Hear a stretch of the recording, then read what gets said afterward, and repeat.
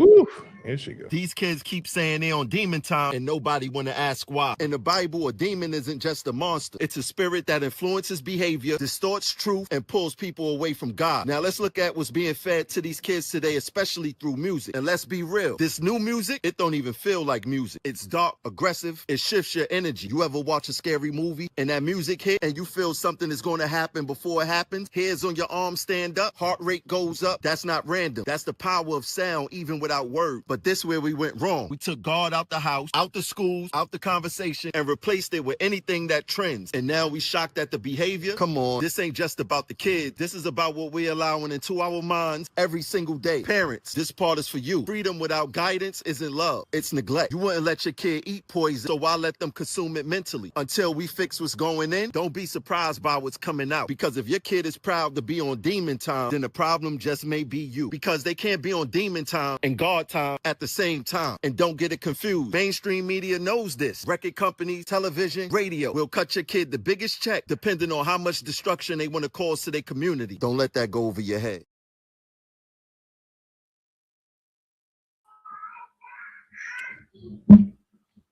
Yeah, he's right about that, man. It is with a heavy, heavy heart. And yeah, it's a very heavy heart that we open up tonight's show. I've been thinking about this situation that took place out in Queens. For those, welcome to Apostate Radio, ladies and gentlemen. I am Isaiah Carter. Next to me is my good brother, Nino Sabio, the sage of the tri-state. And together we are back. Perfectly. Perfectly said. Yes. We're here with a brand new episode for you. Our guest, Jovani Patterson, will be joining us in about 30 minutes. So you do have time to get into the room here. We will be just as everything populates. But yeah, this is I want to get this off my chest. If you don't know what we're talking about, a 15-year-old boy was shot and killed in Queens 2 days ago. A young man. I want to make sure I get his name right.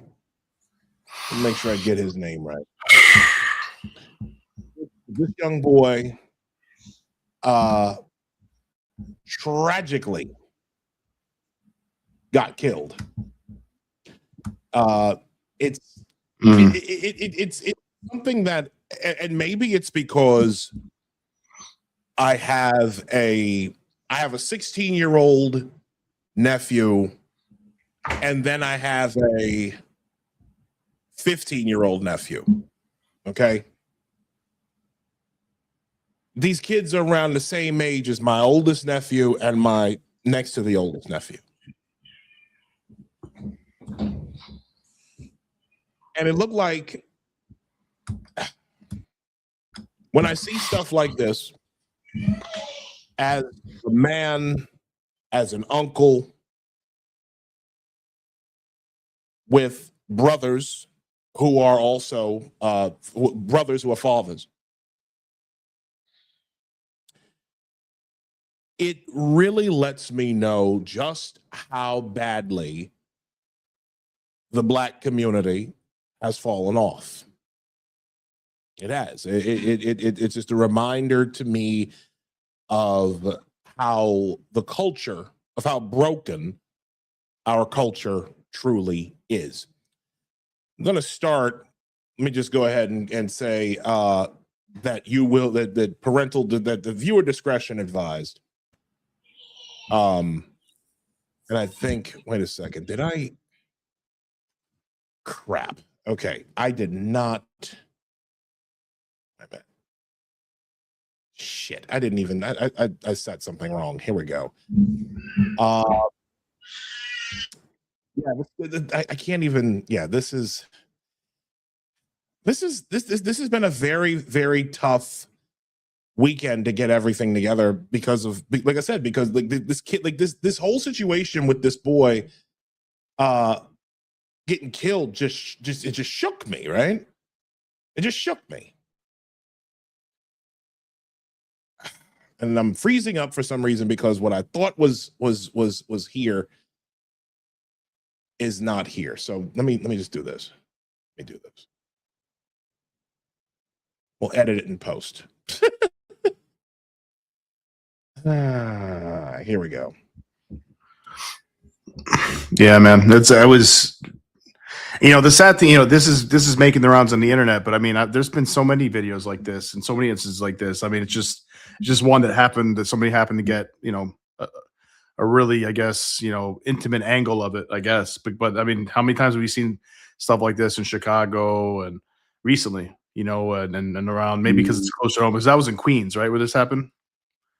Yeah, this happened maybe in Queens. Home this being happened. Matter of fact, I found it. Yeah. I found it. It is. There we go. Dark, man. Truly very dark, though. It's tough to watch. But from Eric Adams, the former mayor of New York City, Adams, you still got to come on. No, I'm working on it. We're working on it. He's too busy getting Albania, and he got citizenship not too long ago. Really? He wrote. Okay. This was on Friday. Bring your Albanian ass story on, Mayor Adams. He wrote this. He says, a 15-year-old kid was beaten and shot to death at a Southeast Queens playground yesterday. And somehow this isn't the top story. Credit to AG Tish James and Donovan Richards, the borough president of Queens, for speaking up. This is very tough to watch. Yeah. But I feel like for news purposes, and also it is edited because there's Eric Adams posted this first, but I think this is very, very necessary to watch and to understand the full wickedness of man.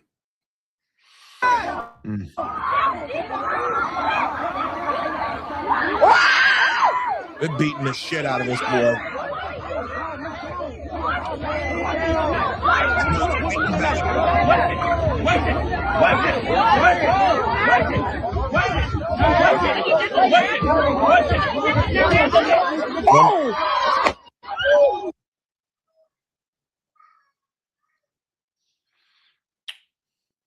Yeah.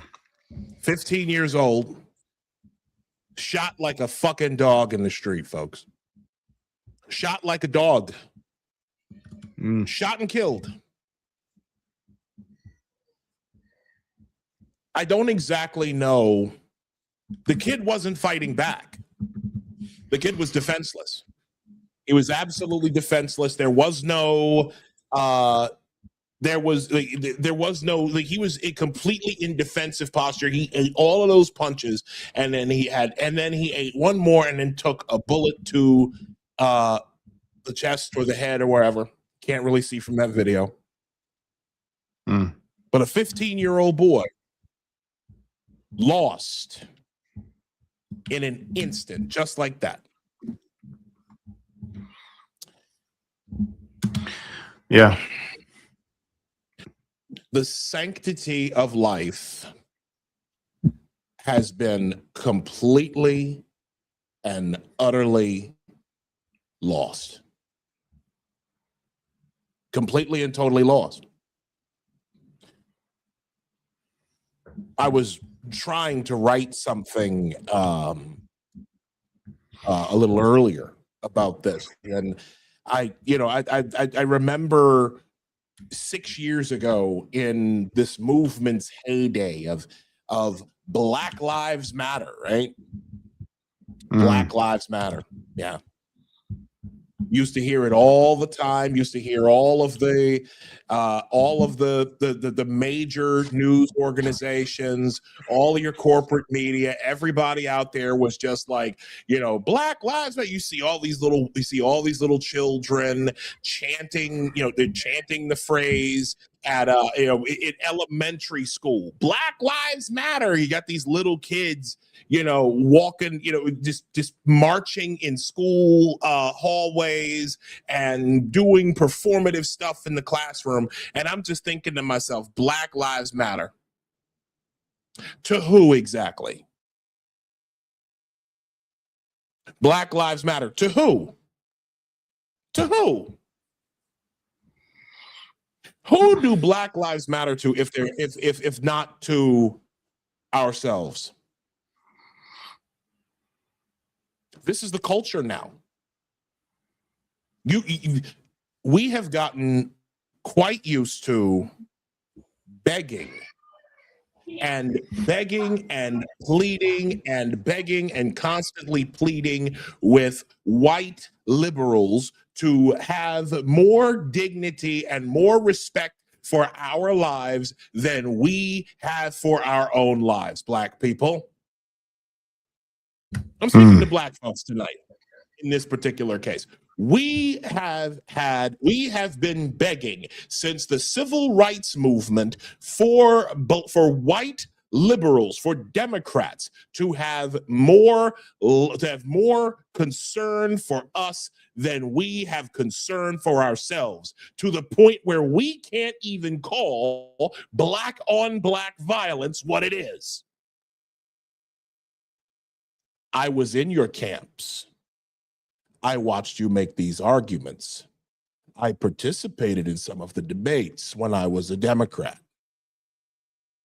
And I watched you people continuously deny the existence of something that if you are a Black person in the United States, if you live in any big city in America, you know exactly what this is. You know exactly what this looks like. Even in rural areas, you know what this is. You know about gun violence. You know about what these children are listening to. You know that Black men are all the Black men, all the Black fathers have been chased off.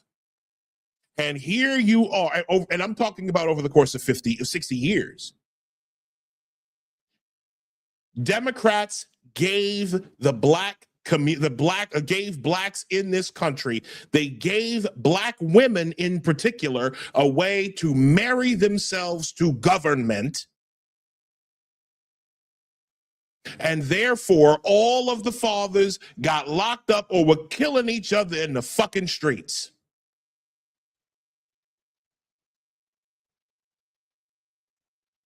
And then what happens? Generations later, you're left with Black men who don't even, with young Black boys who don't know how to be men,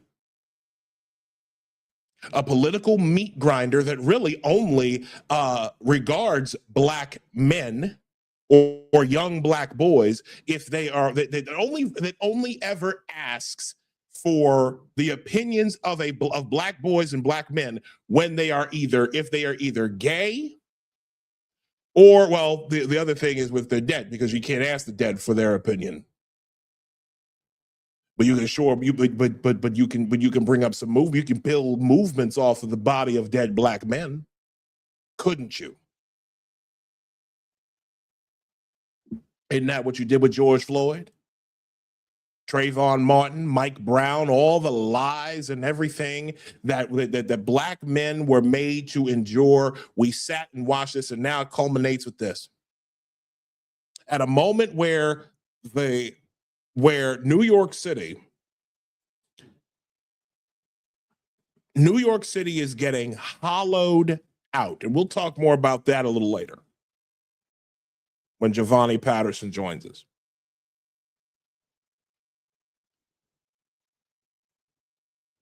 New York City is no longer the government of New York City has warehoused illegal immigrants in black neighborhoods. They have told black people essentially that we need to sit the fuck down and shut the fuck up and take our replacement. They don't want to deal with black folk anymore, folks. I don't know how many times I got to say this. They don't want to deal with black people. Not black Americans, and certainly not black West Indians either. They are only concerned with whatever shades of brown and or black they can get from third world countries around the world so that they can serve as perpetual vote cattle, while you and I are tax cattle. And meanwhile, and what of black children? The same black kids that Kathy Hochul said don't know what a computer is. Well, they can gather in groups and die and kill each other. They can beat the fuck out of each other in shopping malls and in these little teen takeovers that keep happening throughout the country. That's us. That's black culture. Tremel Thompson, a friend of the show, the vice president of TWU Local 100, the labor union for transits, the New York City Transit's conductors, train operators, and tower operators. He had this to say. It was something else that he came up with. He wrote. Matter of fact, he said he had something to say about this same day. Yeah, matter of fact, he came out with this at 10 o'clock. Hold on, I'm bringing this up.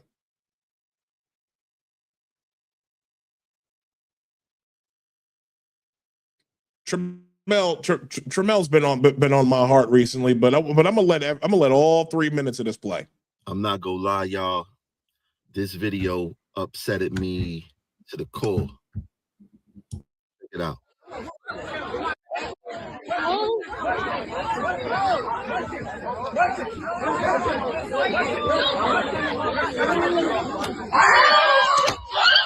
Now, I'm not gonna do this video like I normally do my videos because I want to talk to y'all for a couple of minutes. One of the reasons why I didn't want my son to grow up in the same communities that I grew up in was not because I thought a police officer was gonna do something to him, but because of the situation that we seen in that video. We living in a time right now where I gotta convince your black son not to kill mine. That's where we at with it right now. I mean, it's senseless violence. It's out of control.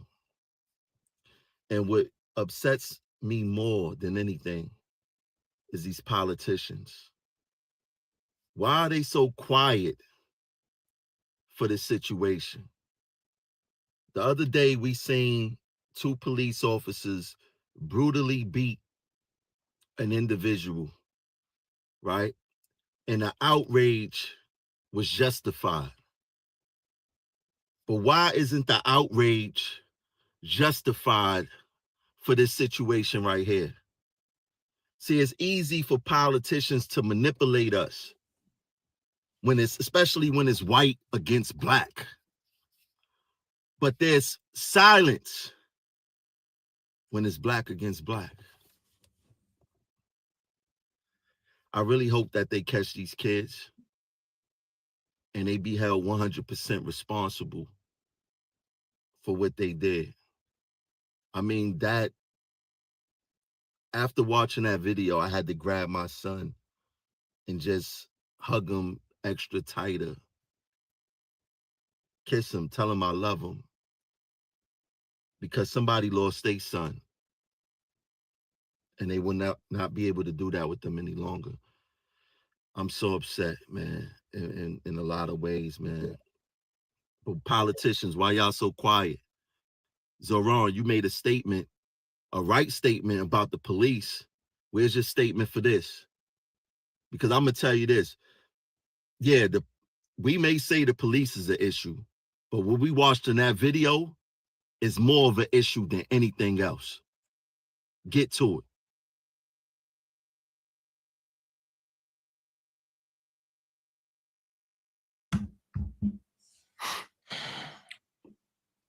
And it's very moving from Tramel. And there it is. What are your thoughts on this? Yeah, I mean, I think there's a lot to say about it, man. I think you're absolutely right with how you opened. There's something wrong with the culture. I think hood culture in general. You know, there's a Latino version of this. There's Latino gangs. There's MS-13. There's what the hell was the other ones? The other Latino gangs, Latin Kings. I don't know if they're still really around. Tren de Agua. Yeah. Tren de Agua. So and they do the cartels, they do some terrible things, right, too. And I'm sure there's teenagers killing each other and stuff. Latinos killing black people, vice versa. So, it's not just a black thing, but it is affecting, the black community in a big way in inner city. And there needs to be more men like you, like Tramel, like Zeke Arkham, and I'm sure many others who speak up against this and be like, this is not the way to be a man. Yeah, he had a good post, I think, about this as well, or something similar recently. But this is like, this is he did. This is not how to be a man. This is not the way to be a man. This is this is a highway to hell, man, to be in this way for your community, for yourself. I mean, great chance you'll get the person's either gonna go to jail. I mean, I don't know about New York City laws anymore. Maybe that kid will that shot that poor young man is going to be released again easily because of the terrible crime laws and juvenile laws. I don't know, but I agree with you. I think people need to feel the full extent of the law. Like, imagine if that was your son. Like, people can't get away with stuff like that. I don't give a shit how old they are. They can't get away with stuff like that, intentionally shooting somebody. I mean, they already beat the crap out of him. Isn't that enough? If whatever the hell he did, shouldn't that be enough? They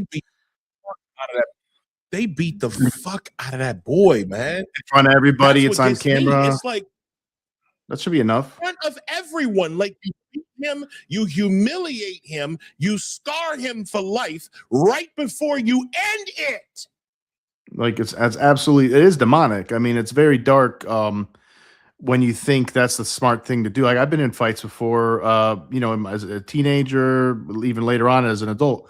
But I never really thought like, oh, I'm gonna, like, hopefully somebody or one of my friends or I'm gonna shoot this kid in the head after I get in a fight. I was like, no, it's just a fight. Have a fair one. See what happens. That's what real men do. You live to fight, live to tell the tale. You live to move on, learn. A lot of times you become friends with the person.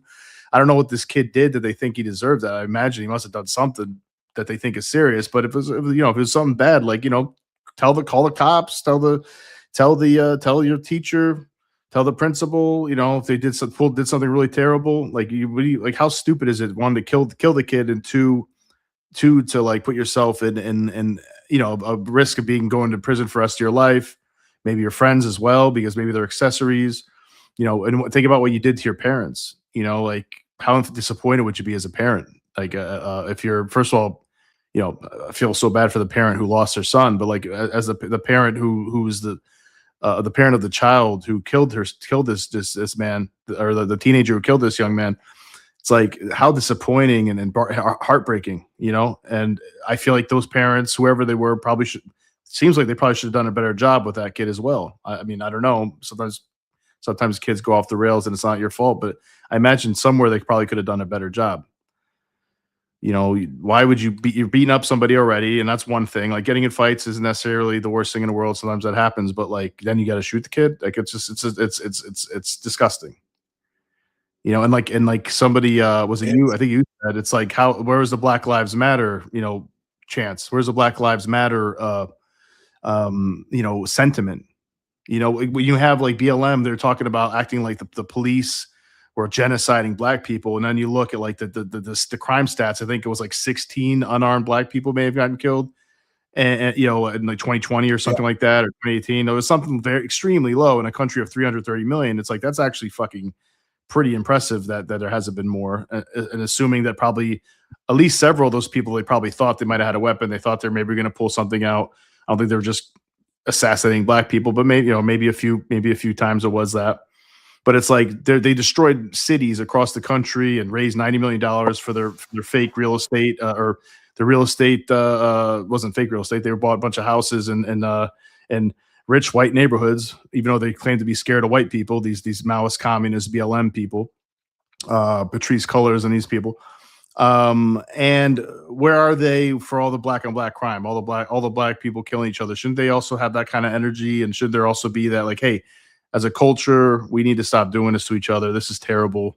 Yeah. We need to figure out what's going on. We got to get to the bottom of this. We have to have accountability. Listen, it's very hypocritical. It's very hypocritical. And I'm gonna say this because I expect to not hear anything from a fucking Zohran Mamdani. Okay. Yeah, that's another one. Well, no, I expect to hear nothing from Zohran. Okay. Yep, of course you do. I expect to hear crickets from that motherfucker for one very important reason, and it's not just because of his anti-law enforcement. Well, I'm gonna put it to you like it's fucking communist. Communists love law enforcement. They love being the only law that matters and using the police as their executioners, right? Like that's been the case in every single communist regime imaginable. The repression police, man.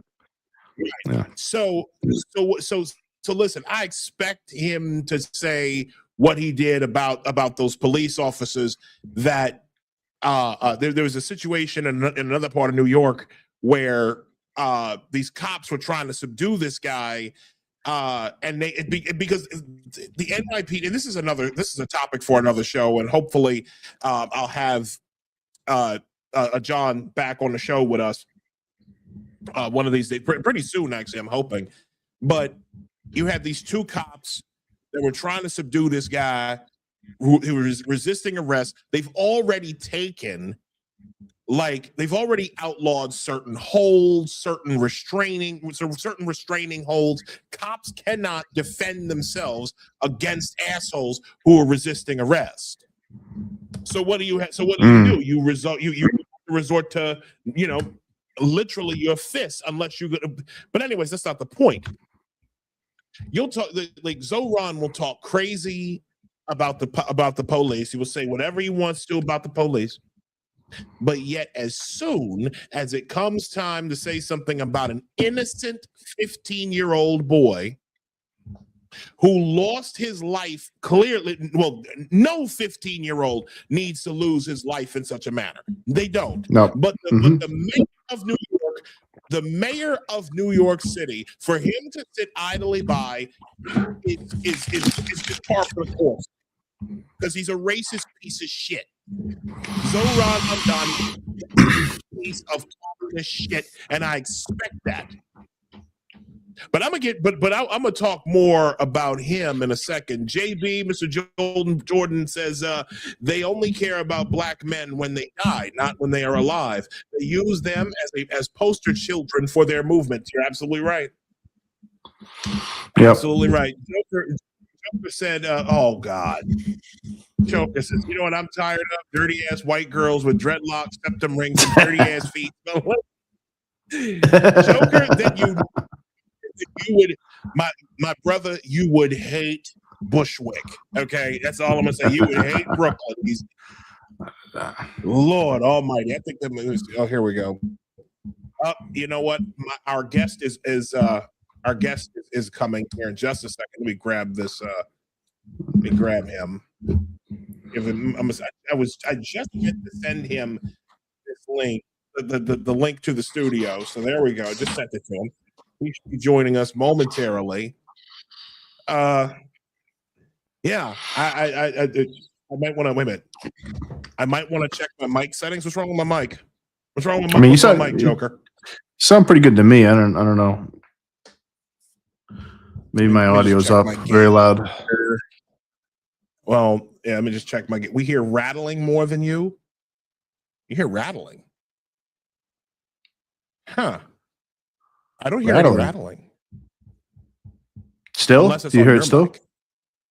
No. No. What about you, Joker? You still hear it? Yeah, Joker. Do you still? Yeah. Do you still hear rattling? We're gonna be joined by. We're gonna be. Okay, you're good now. All right. So you know what I had to do. I probably had to turn up the gain.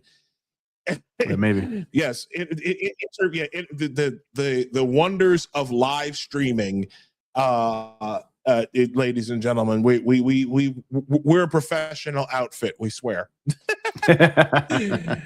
Oh goodness gracious! Yeah, we're professionals, all right. I do want to play this because Zeke.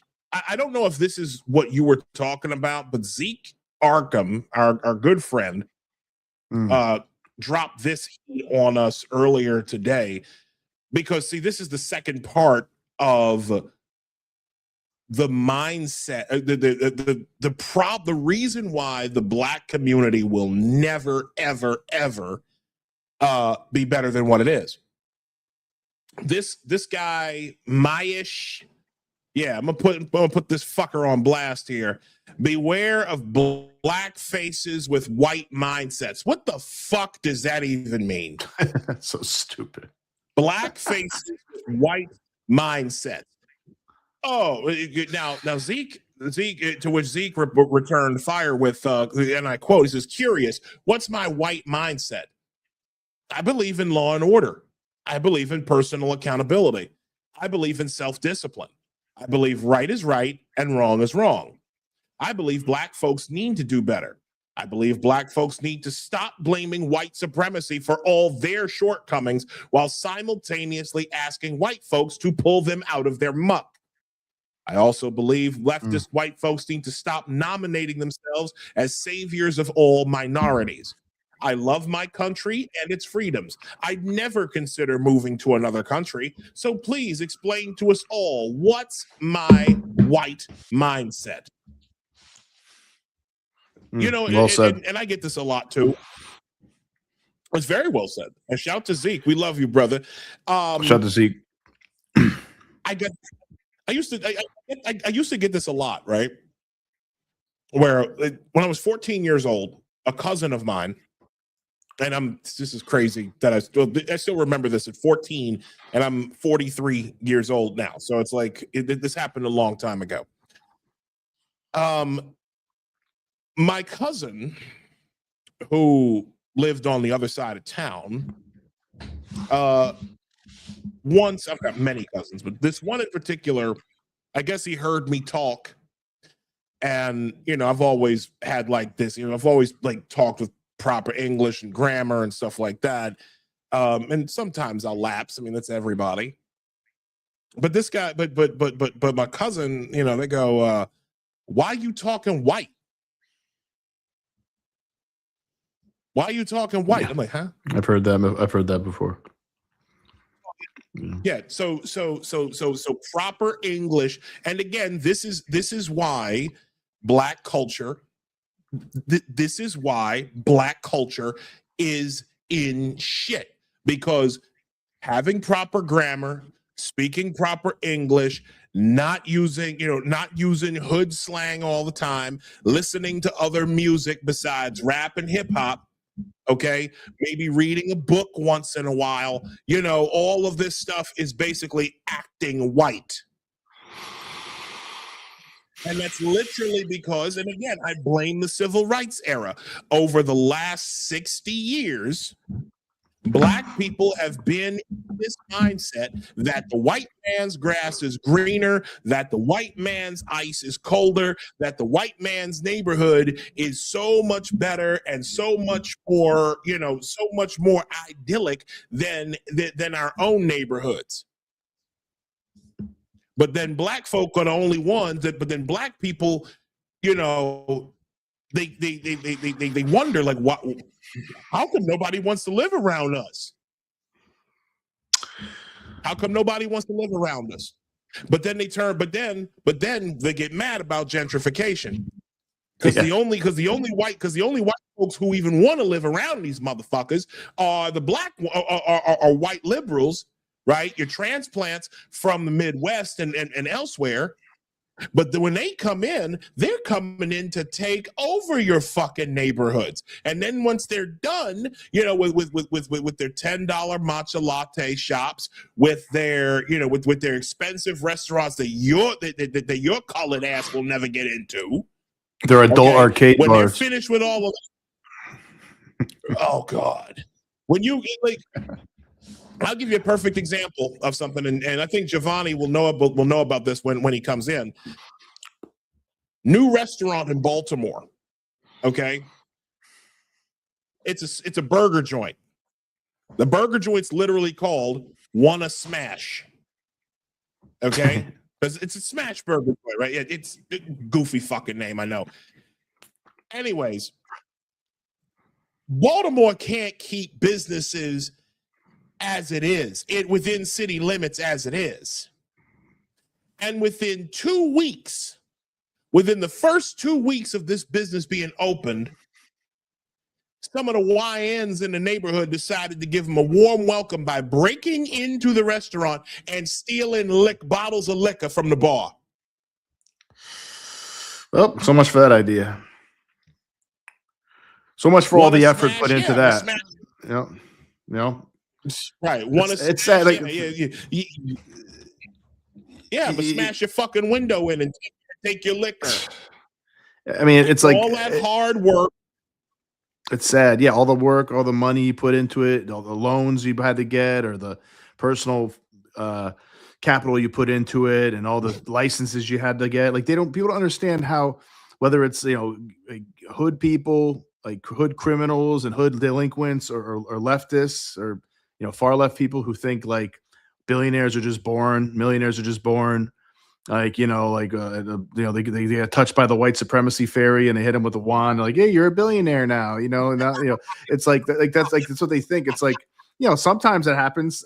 So yeah, sometimes. Wait, whoa. The white supremacy fairy? White supremacy fairy, man. Yeah.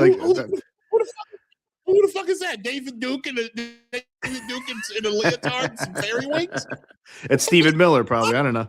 But you know, it's like, that's how the leftists talk. They're fucking morons, man. Like they think they call like the millionaires and billionaires parasites and stuff. And it's like, you know, it's like become a millionaire parasite, become a billionaire parasite. Then you can't, because you're a fucking loser. You have no motivation. You have no discipline. You have no ambition. You have you think you're entitled to everything on earth. You know, it's like, it's sickening, and it's so immature. And like, you know, usually people grow out of that, you know, as a young adult, hopefully, once they start working, making money, maybe own something, maybe have kids. But, you know, we have such an increase in adolescence, like eternal adolescence, of people not getting married, not having kids, not owning anything, living with their parents till they're fucking 30 something. And you know, it's so it drives me crazy when you see stuff like, you know, when people really make, you know, usually, you know, millionaires are made from people who really tried to, you know, they put themselves out there, they really worked hard, they saved money, they figured something out, whether they worked hard in the corporate world or they started their own business. And you got something like this Wanna Smash, and or even the BLM riots, and you're talking about, like, you know, I remember when they're smashing different windows and burning things down and stuff, and people, the leftists, were saying like, who cares, they got insurance, who cares, they got insurance. It's like, yo, first of all, you know, if you're burning down the whole city, the insurance, you know, who knows if you're going to get the insurance. Two, it might take a week, or it might take a year or two. And most businesses don't even, like, most businesses don't survive anyways on top of that. So it's like, they just want to destroy any kind of private property. They want to destroy any kind of private enterprise, because it helps, you know, first of all, they don't have no idea how difficult it is to do it. They don't understand what it takes to do it, and they know they can't do it, so they want to destroy everything. They're like little demons, you know, the little shitheads. Exactly. They really are. Exactly. And it's disgusting that anybody respects them at all. Like when they're like that, and they think, oh, we'll just take their money. We'll just tax these people. Anybody who's ambitious, anybody who's working hard, anybody's trying to contribute to the community with a good service, we'll just tax them out of existence, like Mamdani. You know, like that's what's going to happen with New York. So many New York business owners, and who make, you know, who make certain amount of money, but they really have all these expenses. But they're like, well, you make that much money, or you own this property, so we got to tax you even more. It's going to end up hitting the middle class, the working class. People are going to have to get fired. Businesses are going to close down even more.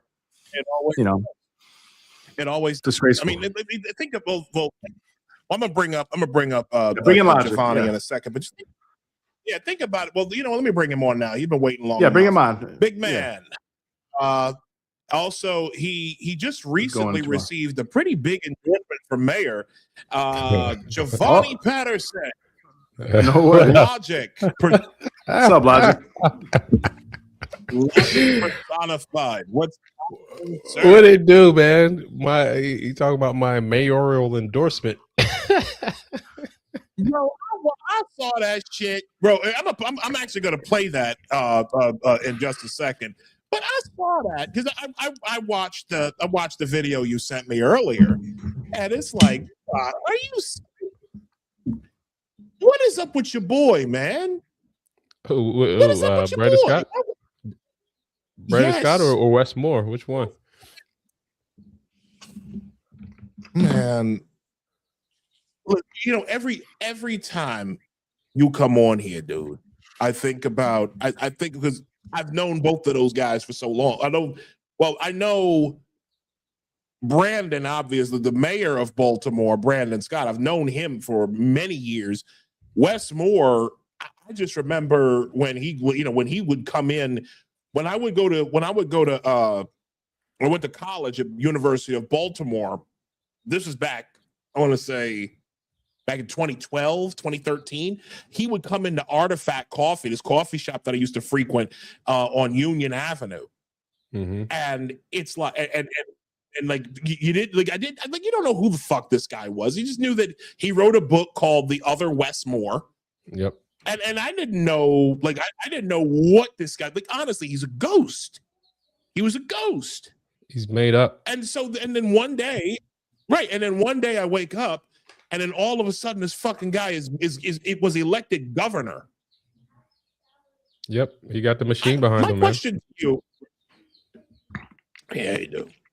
But I want to ask you about that first, but before we get into anything. But let me before I even do that, let me just get to some of these because Joker's busy in here. First, but Paul, Mr. Paul N out of Indiana, he said, don't hit the heartland. Listen, you're not the heartland, okay? You're not even close. Right. Well, you are close, but I'm just saying, like, you're not Kansas, you're not Missouri, right? Like, that's the heartland, that's the breadbasket. You guys, like I don't know what is Indiana famous for? What are you guys famous for? Basketball, very right? Seriously, but anyways, the Pacers. I mean, well, Larry Bird, the late great Bobby Knight, Larry Bird, the Hoosiers, Indiana, right? The Hoosiers. Indiana, right? I mean, I don't know. I don't know where Larry Bird went to school. Larry Bird, he's from Indiana. JB Corn. Corn, yeah. Y'all are known for corn. Okay. Well, somebody has to grow. Race. Yeah. So see, you know what? Oh, yeah. He's stepping up. Indy 500. Brick City, man. Not Brick City. What is it? Brickyard. The Brickyard. There we go. Brickyard. Brick City is Newark, New York, New Jersey. Newark, yeah. Newark, yeah. Brick City, Newark. Shout out to Red Man. Out to Red Man, yeah. Red Man told me that one. Joker says, I know y'all are in New York, but what do you think about what's going on in Virginia right now? We'll answer that a little bit later. But yeah, Logic, I've been wanting to ask you this for a minute. And I don't think I've even asked you this when during the times that I've seen you. How did Wes Moore get elected governor? Help me out. Because I've been here in New York for the last 11 years. Help me out, man. There's a couple of things, man. They picked the best year to run them. First off, Hogan was termed out, right? So Hogan couldn't run again. And then the successor Republican candidates were pretty weak. And on the Democrat side, I mean, they had Peter Franchot and some It was a lot of low energy on that side, on the Democrat side, and Peter Franchot ran for governor. Yeah. So they had some names, you know, but it was mostly low energy people. Peter Franchot is the former comptroller of the state of Maryland. For those of you who don't know, ladies and gentlemen, go ahead, bro. Yep. So again, just like low energy, and then there was this opportunity. If there was ever a golden opportunity, to polish a turd and put him into office as the first Black governor of Maryland, and Wes Moore, bald head, polished it off. They dusted him off and said, "It's your turn, buddy. You're up." What's interesting about this, what people don't realize, and that's tiny fucking turd, bro. What's interesting about this is people, Governor Wes Moore will say oftentimes that he's not a politician. He, and this is his first run for office. And he won. He had a machine behind him, and he says, "I'm not into politics. I'm not a politician." And he's very polished in this message. But when you look at his wife is a graduate of the University of Maryland with a political studies degree, as well as women's studies degree. So she is the bona fide politician when it comes to their marriage, and you can research this. Don Moore is the politician. So my presumption, my assumption is that it is really her that is seeking this political notoriety. And granted, I don't think she wants to be in the position. She just wants the benefits of the position, i.e. being a first lady of the state of Maryland. And that's why you see this climb now. He's trying to run and be the president of the United States. So, we'll have First Lady Dawn Moore, and in that capacity. So I think does he have that kind of juice? Does he have that kind of juice? Does he have any chance to be president, you think? I mean, there is a chance, bro. Like, I mean, if we're looking at the state of the country right now, I just being realistic. When you look at the Democrat field, I mean, he's making the tour. He's going to South Carolina to see whatever, who's the Clyburn, whatever his name is. He was at NAN a few days ago. He's making the appropriate steps. He's got with Yep. He got the appropriate endorsement from George Clooney. I mean, he's hanging out with Oprah. I mean, look, the dude is doing everything. Since when has George Clooney become a kingmaker in America, man? What the hell is this world coming? I mean, it is what it is, man. I mean, these are actors, man. The Democratic side is showing how much of Hollywood it really is. Oh, it's total. That's all it is. His wife, that and the teachers union. His wife, the George Clooney's wife, is the one with all of the with all of like the political. With the political chops and the connections within the Democrat Party. He is just simply the very earnest sounding face. And he's also the one that helped was he one of the guys that helped get rid of Biden?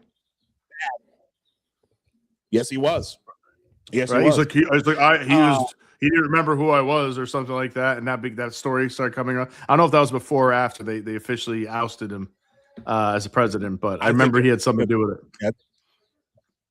That's funny. Yeah, I don't know enough about Wes Moore. I don't know enough about Wes Moore. I just wanted to ask. I think I've seen him like a couple clips. I've been paying attention to him, but I wasn't that impressed from what I saw. But maybe I'm sure there's. Well, it's still early. I mean, we're talking about April, and there's still an election this year, right? So we got the midterm. So, it is early, but Wes Moore is. And if we get into the budget part of it, man, this is why I think all this stuff makes sense. This is why he wants to. If he does not get the presidency, that's when you can really evaluate that his stint as governor was a complete failure. If he does get the presidency, there's a reason why his governorship will then look like a complete success, and it all has to do with money. So you're saying he's doing a bad job as governor. He's doing a poor job at governor, but if he happens to somehow get into the White House, then the people are looking at him like, oh, he must be a successful governor, even though he really wasn't. Interesting. Okay. Yeah, that's you're right. That makes sense. Yeah, I imagine that the people are treating him like a bit of an anti-Kamala Harris, because that's a good thing. Kamala Harris is whatever that means. Whatever that means, that's good. No. Well, no. Here's what I mean by that. Everyone got a taste of Kamala Harris being a drunken fucking retard from like for 107 days. They completely upended the entire primary process for her, right? And I know some people get a little upset about that, and they're like, "Well, you're not being fair." And I'm telling you right now, they upended the entire process for Kamala Harris, only for her to say things like, "How dare we speak Merry Christmas?"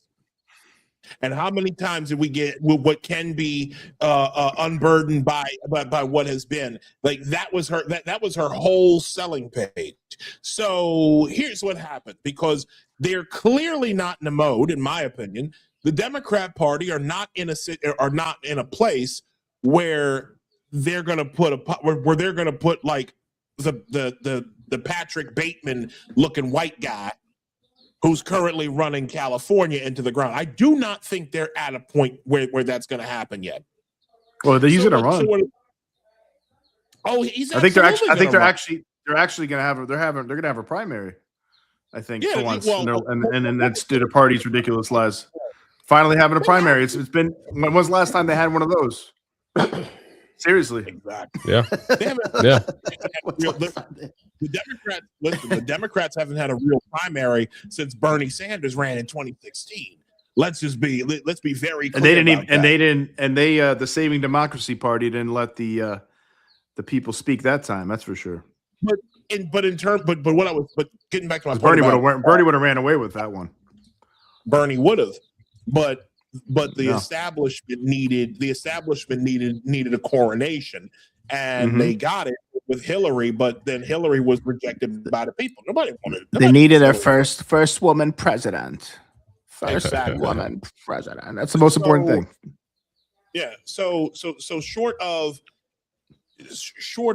here's my point about Wes Moore being an alternative to Kamala. Okay, you're still getting the colored factor, right? You're still getting your color legitimacy that these white liberals need. Okay, think of it.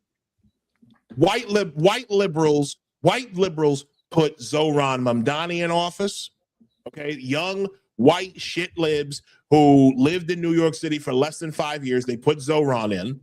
Okay, Baltimore City is whiter than it's ever been.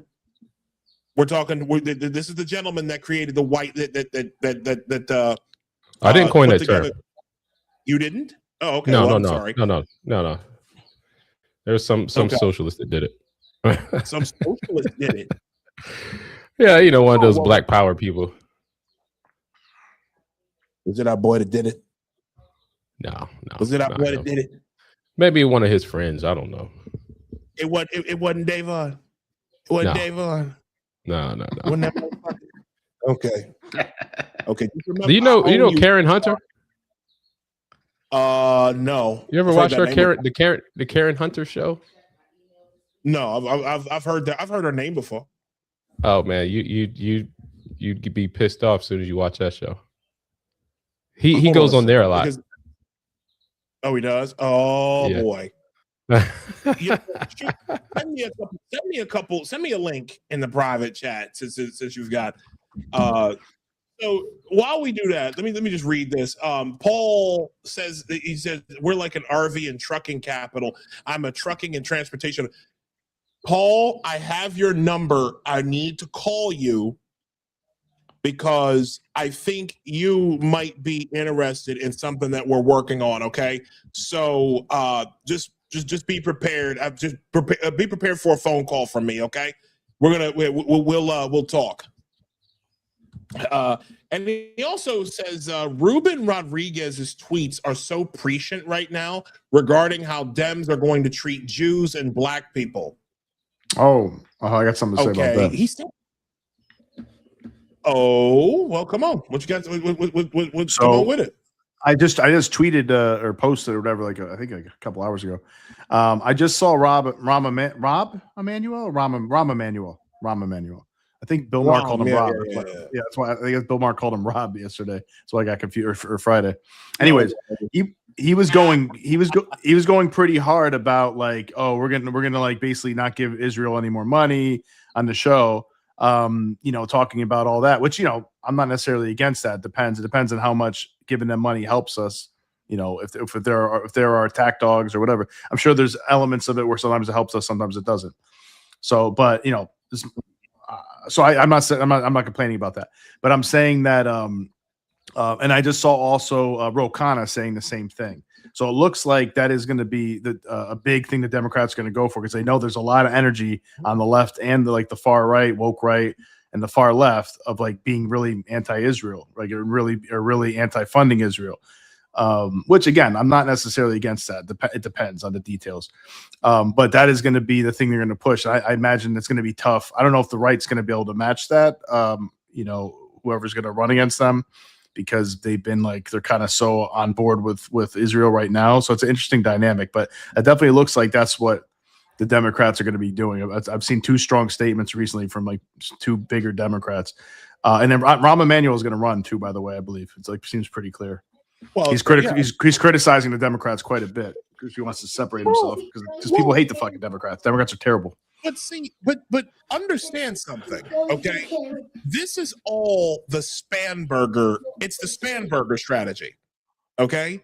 I'm coining it right now. It's it is the Abigail Spanberger / Mickey Sherrill a strategy where they run as moderates, right? Okay? Yep.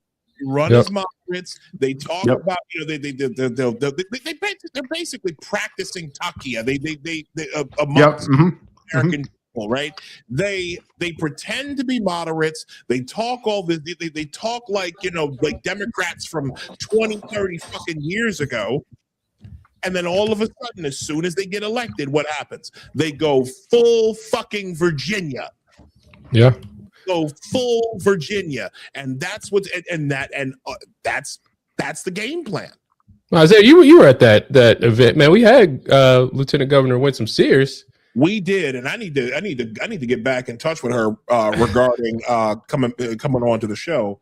What's crazy, man, is that during that whole campaign season, she was sounding the alarm on how things would be, and she would say, "Don't Maryland my Virginia," because a lot of the things that were happening in Maryland were then going to trickle down to Virginia. And you see that a big thing, she started doing, they've already put in a redistricting plan to re-gerrymander the state.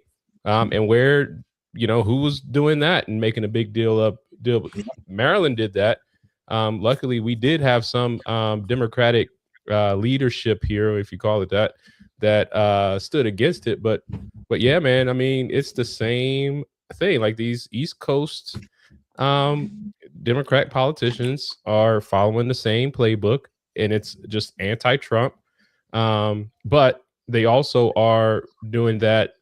There's the commie regime. We got to increase your taxes, increase your revenue. They're running a deficit, running every state into debt.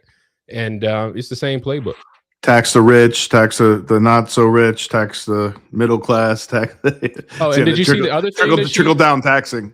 Did you see the other thing she passed? She signed that executive order where they're entering into a compact with other states where whoever wins the majority vote, then every Virginia elector is then required to vote for that instead of who the people of that state voted for. They're directly subverting it. It is an attempt to directly subvert the electoral. What's after subversion? Because at this point, do you still call it subversion if it's enforced? It's nullification. What they're trying to do, they're trying to nullify. They are literally trying to nullify the electoral college. And could they do that? Are they allowed to do that? No, they can't. Constitutionally.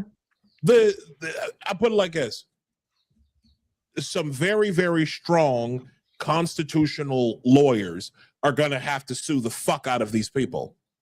Okay, and I'm going to bring that up in a little bit. I sent you a link, Isaiah, just so you know, of the post I made. It's a brief post at like 7 o'clock. I said basically the same thing you said. The only idiots will believe that'll actually happen, that they're actually going to defund Israel. All you will get is open borders, more money for woke education, trans surgeries, and never punishing crime. And higher taxes and a bunch of other stuff I forgot to mention. But you know what? So for the benefit of our audience, and we love our audience, this is Apostate Radio, episode 51. Thank you all for joining us tonight. A bit of a somber start, but we're getting right to it. We've got our good friend and friend of the show, Mr. Jovani Patterson. He is, as I have said, he is logic personified. You like that, huh? Please make sure you subscribe to the Apostate Radio YouTube channel if you have not already. Please make sure that you turn on all your notifications so that you do not miss any that you don't miss any of the stuff that we're putting out. Just recently put out and I guess we could talk about this later on if you want. Just recently put out a vlog that was shot entirely on these Meta glasses. These are incredible pieces of a piece of tech. I love these. About the decline of Williamsburg, Brooklyn. Make sure that you. I'll drop a link. I'll drop a link in the chat to that. But I think I hope you'll enjoy that. Yeah. So let me go ahead here to our good to Nino, who posted this. It looks like Dem strategy for midterm and possibly presidential election is to go full defund Israel. Only idiots believe that will actually happen, though. All you will get is open borders, more money for woke. Yeah, just like you said, more money for woke education / trans surgery, indoctrination. Yeah. Right, and never punishing crime. So let's hear this shitbag, Ro Khanna. This guy, I can't stand Ro Khanna, honestly. I can't either, because honestly, I think he's full of shit, just like every other. He is. But here we go. You went further than even most of your Democratic colleagues. You called for a stop of funding for defensive weapons to Iran, including Iron Dome, which is something you had supported. I remember you and I spoke about it on this show not all that long ago. You said it was something that protected not just Israelis, but learn to tie a fucking tie, Jonathan Carl. Abby on here, but also Palestinians. I am for the Iron Dome technology. I'm glad UAE has it. I'm glad Israel has it. You don't think that we should give it to Israel anymore? Why can't they afford it with $45 billion? Even Rahm Emanuel agrees with me. I mean, why are we subsidizing one of the richest countries in the world?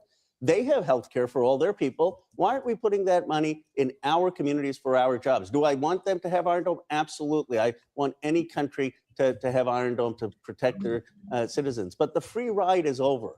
They're not going to be getting American tax dollars, and they're certainly not going to be dictating to the American president. The American president will call the shot. See, so and again, I'm not like necessarily against any of that sentiment, but that is some bold talking from these guys suddenly. Man, what's the free ride though, man? What's the free ride? Because they talk about free ride, and it's very interesting because no one looks deeper into the relationship between the U.S. and Israel. You talk about tech, you talk about technology, like you talk about a lot of things that actually do get traded between the two countries. There is no freeloading. Israel is just leeching off America, right? Not whatsoever. I went to Israel. I stayed over there for 2.5 months. Loved the place, right? That's where I say it came out of my shell. But yeah, man, these people, they ain't trying to be bothered by nobody. This is a country that is under constant threat, right? One of the things they tell you when you go over there, if you're on a bus with a bunch of IDF soldiers, just get off that bus because that's generally a target, right? And it was crazy because 2 weeks after I left Israel, you know, we were staying on Dizengoff Street. If in Tel Aviv, and if you're any familiar with the geography of Israel, Tel Aviv is a coastal city. Dizengoff Street is party city. It's a great city, a party street, great street. But it's like four and a half blocks from the beach. But it's very, very, you know, just walkable. So we were staying in a hotel, you know, a little place, and there's a market right next to it. About 2 weeks after we left, left Israel, that market was shot up. Like, you know, terrorists, like, you know, a few people dying, all that stuff. So this is a country that's under constant threat, right? And these people are happy. These people are living their lives, right? So there's no freeloading from Israelis off the U.S. government, right? There's a good exchange, and I'm willing to bet my life on that. There is a good exchange of resources, information, intelligence, knowledge, talent that goes on between these two countries. Yeah, it seems like their military operations, I'm sure, can benefit us as well, and has. So, you know, I tend to agree with you. I don't know, you know, I'm also told all the time by so many people on the left and the right that they're lying and they own the media and all this shit, you know, all the anti-Israel stuff.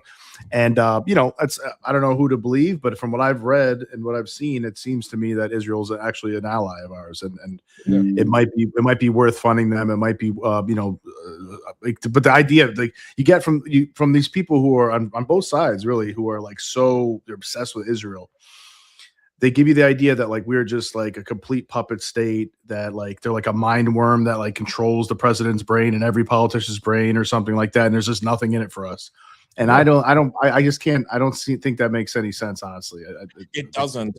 It's easy to digest, though, man. It's easy to digest. It doesn't encourage any thought, right? Any self-evaluation, any logic. You know, pun intended, right? So it's easy to attach to these phrases. Oh man, Israel. We're just Trump is just a puppet of Israel.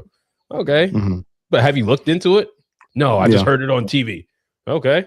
Well, if you're saying Israel's controlling the media, you know, who are you really believing then? You know, so I don't know. I'm gonna tell you what. I'm gonna tell you what irritates me. I expect I expect hearing that out of liberals, right? Like I expect to hear that out of your woke leftists. It pisses me off to no extent when I hear people on the so-called right say that. It's like I don't know when it became a thing for alleged right-wing people to go at Israel like their public enemy number one. Like I've never seen, like a lot of them will say the same thing. Alex Jones this week, who was one of, like, we're talking about the guy who gave me my very first gigantic media appearance last year for my lunch break video. And this guy has gone full anti-Israel. You've had guys like, I'm trying to Owen Schroyer and all these like fucking Megyn Kelly, for goodness sake. Megyn Kelly? Tucker. Tucker Carlson might as well just go ahead and put a fucking kufi on and one of them long Muslim kafiyas. Yeah. Put a fucking kafia on Tucker Carlson, for Christ's sakes. It pisses me off.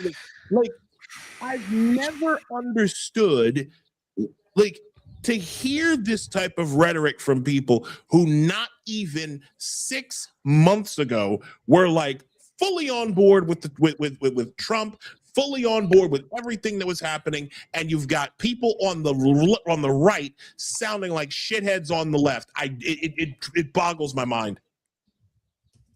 Boggles my mind. But yeah, I mean, so that's going to be the thing. That's Rokana, Ramaman. I think, he probably he might have just said that for the first time in that clip, actually, because Rahm Emanuel just went real strong about it on Bill Maher. So he's like, oh, okay.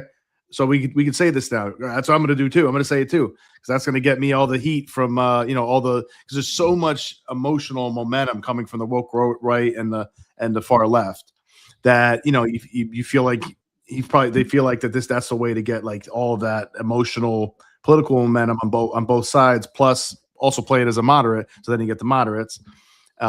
So I mean that's a decent strategy politically, I think, but we'll see how it works. But I bet you we're going to see a lot of the Democrats do that. They're going to be pulling these talking how much they really don't want to fund Israel anymore. And of course they're going to be full of shit once they're in power. They're going to be doing exactly like everybody else pretty much. Same thing as what funding Israel means though. That's what I'm saying, right? What does funding Israel mean? Right, because it's not just funding Israel. The U.S. is getting a lot in return, right? It's not just like we're giving stuff to Israel. There's no non-equal exchange of of information, intelligence, money. Like we're not funding. Like you want to talk about funding something? Talk about all that stuff that Doge was uncovering. Talk about Minnesota. Talk about these NGOs in Baltimore. That's what's being funded, right? LA hospices. Whoa. Yeah. NGOs in Baltimore? Bro, what are you talking about? Bro, Baltimore is the nonprofit capital of the US, bro. Yeah. The only way to have a successful organization in Baltimore City is to be a nonprofit. You know what? I do want to. You know what? Stick a pin in that. Finish your thought about Israel. I'm good. I'm good. That's what I'm saying. All I'm saying is, let's define what funding Israel means. It's easy to say we're funding Israel. That's easy. Mm-hmm. Okay, what does funding mean? What does that look like? What has the U.S. gotten in return? What are our shared adversaries, like the Scrapping Beauty was mentioning? Right? It's if you stop funding Israel, quote unquote, and using your terms, funding Israel, what does that mean for the U.S.? What are we losing out on? Well, it's not my, to be fair, it's not my terms. It's what they. I understand. Yeah. What Rahm Emanuel and Ro Khanna were saying, basically. Draco B5Y says, please explain how a population of 9.6 million people in Israel control our 350 million here in the United States. I completely agree. I completely agree. And think of it less than that, man, because people out, most people in Israel, unless you're in like Tel Aviv or in certain parts of Jerusalem, you do not care about anything else. You are not trying to control the U.S. You're trying not to get. I'm not trying to oversimplify this. You're just trying not to get bombed, bro. Like blown up in a cafe. Every building, particularly like in Tel Aviv, like in the urban centers, every building has a fallout shelter. Every building has bomb like the conference room doors that I was in classes in were 8 inches thick, bro. Oh shit, bro! Like every building has a bunker, and you talking about they want to control the U.S. Come on, man. That's the dumb. Yeah, like it really like when they say this stuff and they try to make Trump out to be an idiot. And they try to say that Trump is being controlled. I'm like, if anything, it's the other way around. I don't understand like this obsession with weakness that people on either the woke left or the woke right. And yes, it's a thing. Fuck you. I don't understand this obsession with weakness. It's like it's like they're almost rooting for this country to be absolutely they're rooting for Iran to win, basically, or I mean, on both sides. And I tend to agree, Logic. That's what it seems like to me. It's like, think here's one thing. So we've been funding Israel's military for a while, right? Missiles, weapons, that sort of thing. Maybe planes. I don't know. I don't really know the details, but that's the kind of gist I've been getting over the last couple decades or something. But what do they just do? They just nailed the shit out of Iran. Iran's our enemy too, as far as I understand. Yep. Right? I mean, they've been our enemy since the fucking 79 at least. That's why there was the Iron Sheik wrestler who was the bad guy. That's I mean, every president's been talking about the problem that Iran is. And then like suddenly people act like they weren't our enemy. And I'm like, and this is just something Israel wanted to do. It's like, isn't Iran just kill like over the decades 1,000 of our troops and like Beirut and different roadside bombings in Iraq through Soleimani and their proxies. It's like that shouldn't stand whatsoever. Iran just killed Iran just killed tens of thousands of their own people. Right. Well, which is terrible. But I mean, if that's terrible. Yeah. But I'm saying just to be selfishly, how does this affect the United States? Even if you don't care about Israel, who is our ally, as far as I understand, I think they've always been a pretty good ally usually. But I mean, just straight up USA. I mean, they killed like 1,000 of our troops. They probably tried to kill more of us. They tried to more of them. They just failed. It seems like they tried to do a lot of terrorist attacks. Those might have been failed. Doesn't mean they didn't try. Doesn't mean they might not succeed in the future. Right? Did they try to assassinate Trump a couple times, or at least once? That's too much. I mean, that to me, that's enough of a reason. That's enough of a reason. And then they antagonize and also they're a proxy for China and Russia in a lot of ways. It's like, that's why I love what he did in Venezuela. I'd love to see him do something similar in Cuba. And I want to get China, ruin any of China's proxies. And I like to fucking dismantle our enemies. The Belt and Road Initiative is dead. Straight up. Okay. All of the stuff that like seriously. Good. There was always, because a lot of people, we have forgotten a little bit. Dude, just want to say it real quick. I say even the Arabs support this. The Arabs were the ones in Saudi Arabia and the UAE. They were the ones who were. I don't know. No, bro, I'm dead serious. They were the ones, especially. Yeah, they wanted to go further. They wanted. He said Saudi Arabia and he said bomb them. They want them to finish the job. Yeah, finish the job. So I don't know, man.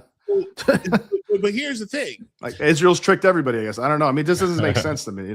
Well, listen. All you got to do is just go like this, right?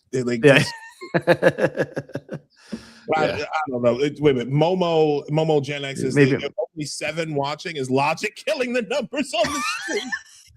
Now last week. I think we didn't have that many people last week either.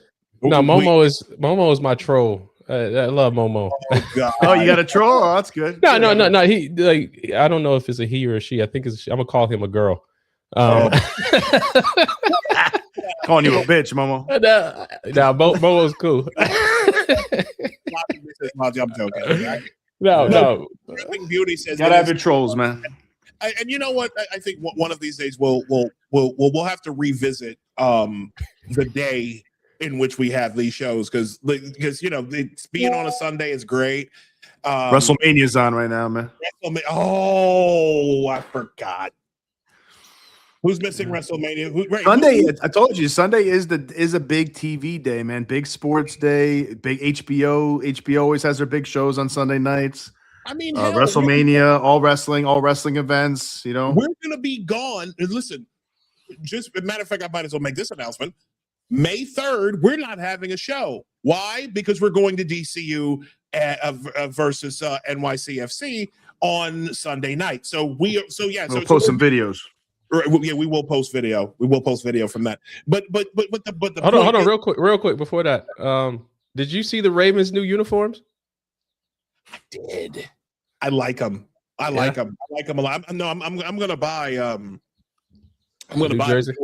Matter of fact, I think you know what? We're not a sports show. But I think we've had a lot of heavy. You mean you're not a sports show, bro? You wear a DC United jersey every show. That's the first time he hasn't, actually, I think. This is. And then he's wearing the Orioles. I had to do something different today. I did. Listen, I know I've been actually trying to do the whole polo shirt thing and try to look a little bit more dignified. But since we were having you on, and since we Baltimore natives, it's like why not? So yeah, man. But no, the Ravens. Shout to the Baltimore Ravens. Shout to Lacey DaCosta.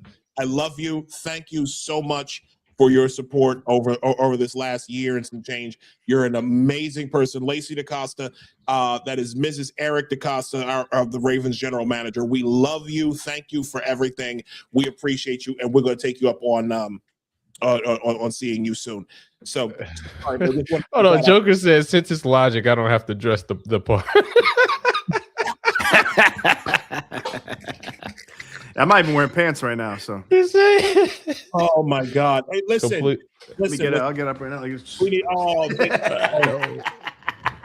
Oh my God! Listen, if you feel that way, if you want me to change my wardrobe, listen. You hit the tip icon in my X bio. Okay, I'll even put the Apostate Radio Venmo up so that you know, and then to buy me a coffee. Right. Yeah. Isaiah's wardrobe is expensive as fuck too. He's always got jerseys on, man. Those aren't cheap. He's always got official jerseys on. Listen. Klarna is my best friend. That's all I'm gonna say. Right. You're gonna have to add a comments roast section to the show. Because Momo is going in right now, man. I hope that Isaiah gets that job at Blaze Media with that luscious voice of his, so he can quit his job as manager at Bojangles. Oh man. Are you wishing clinical obesity on me, sir? I'm already over 300 pounds. I don't need to be over 5. Okay. Oh man. Oh my gosh. Fuck me up. Are you kidding me? Joker, I'm about to do some helicopters, man. I'm about to be looking like the choppers over Tehran, man. Ooh. Here's the thing. Momo talking crazy. Like, listen, I am not trying to take Jason Whitlock out. I'm not trying to replace Jason Whitlock at the Blaze. Okay, I'm not trying to do that. Shout to Jason Whitlock. He said, "Oh boy, Joker, stick around, bro. We need you here, bro." Anyways, yeah. So this is something that Paul, I don't know if Paul's still in the chat. If you still are, say something, bro. But thank you for putting us onto this here. Ruben Rodriguez, I'm gonna go ahead and follow him right now. He says, "This was always." Well, let me start here with the quote tweet. He says, "Man rightfully loses it when this healthcare worker tells him to wait outside while the office is full of illegal aliens." This happened a little while ago, but I think it's instructive to watch. Here we go. It don't matter, funky bitch. You ain't one of them fucking thing around here, ho. All these fucking illegal ass immigrants in this motherfucker, and I gotta stand outside for illegal? Fuck you, white bitch. Ooh, I hate you, illegal immigrant motherfuckers, and I hope I get some bitches. Take you back to those shitholes. Damn. And I'm gonna see you again, my nigga. For shit show, you hear me? I'm gonna make sure you mind your fucking business. I assure you, this was not me. Yo, I feel bad because I know my man's in there for chlamydia or gonorrhea or something, man. He's uncomfortable. That's why he's yelling at people. He's like, "Yo, that came from the heart, man. That came from the heart." Oh my God, that's right. It's frustrating, though, man. That was not me.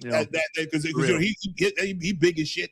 That was not me. I was not yelling. No, that's not even my wardrobe style. Okay, that's not my clothing style. That wasn't him, man. But God damn, bro. But you know, but he went in. He went in, man. He sure did.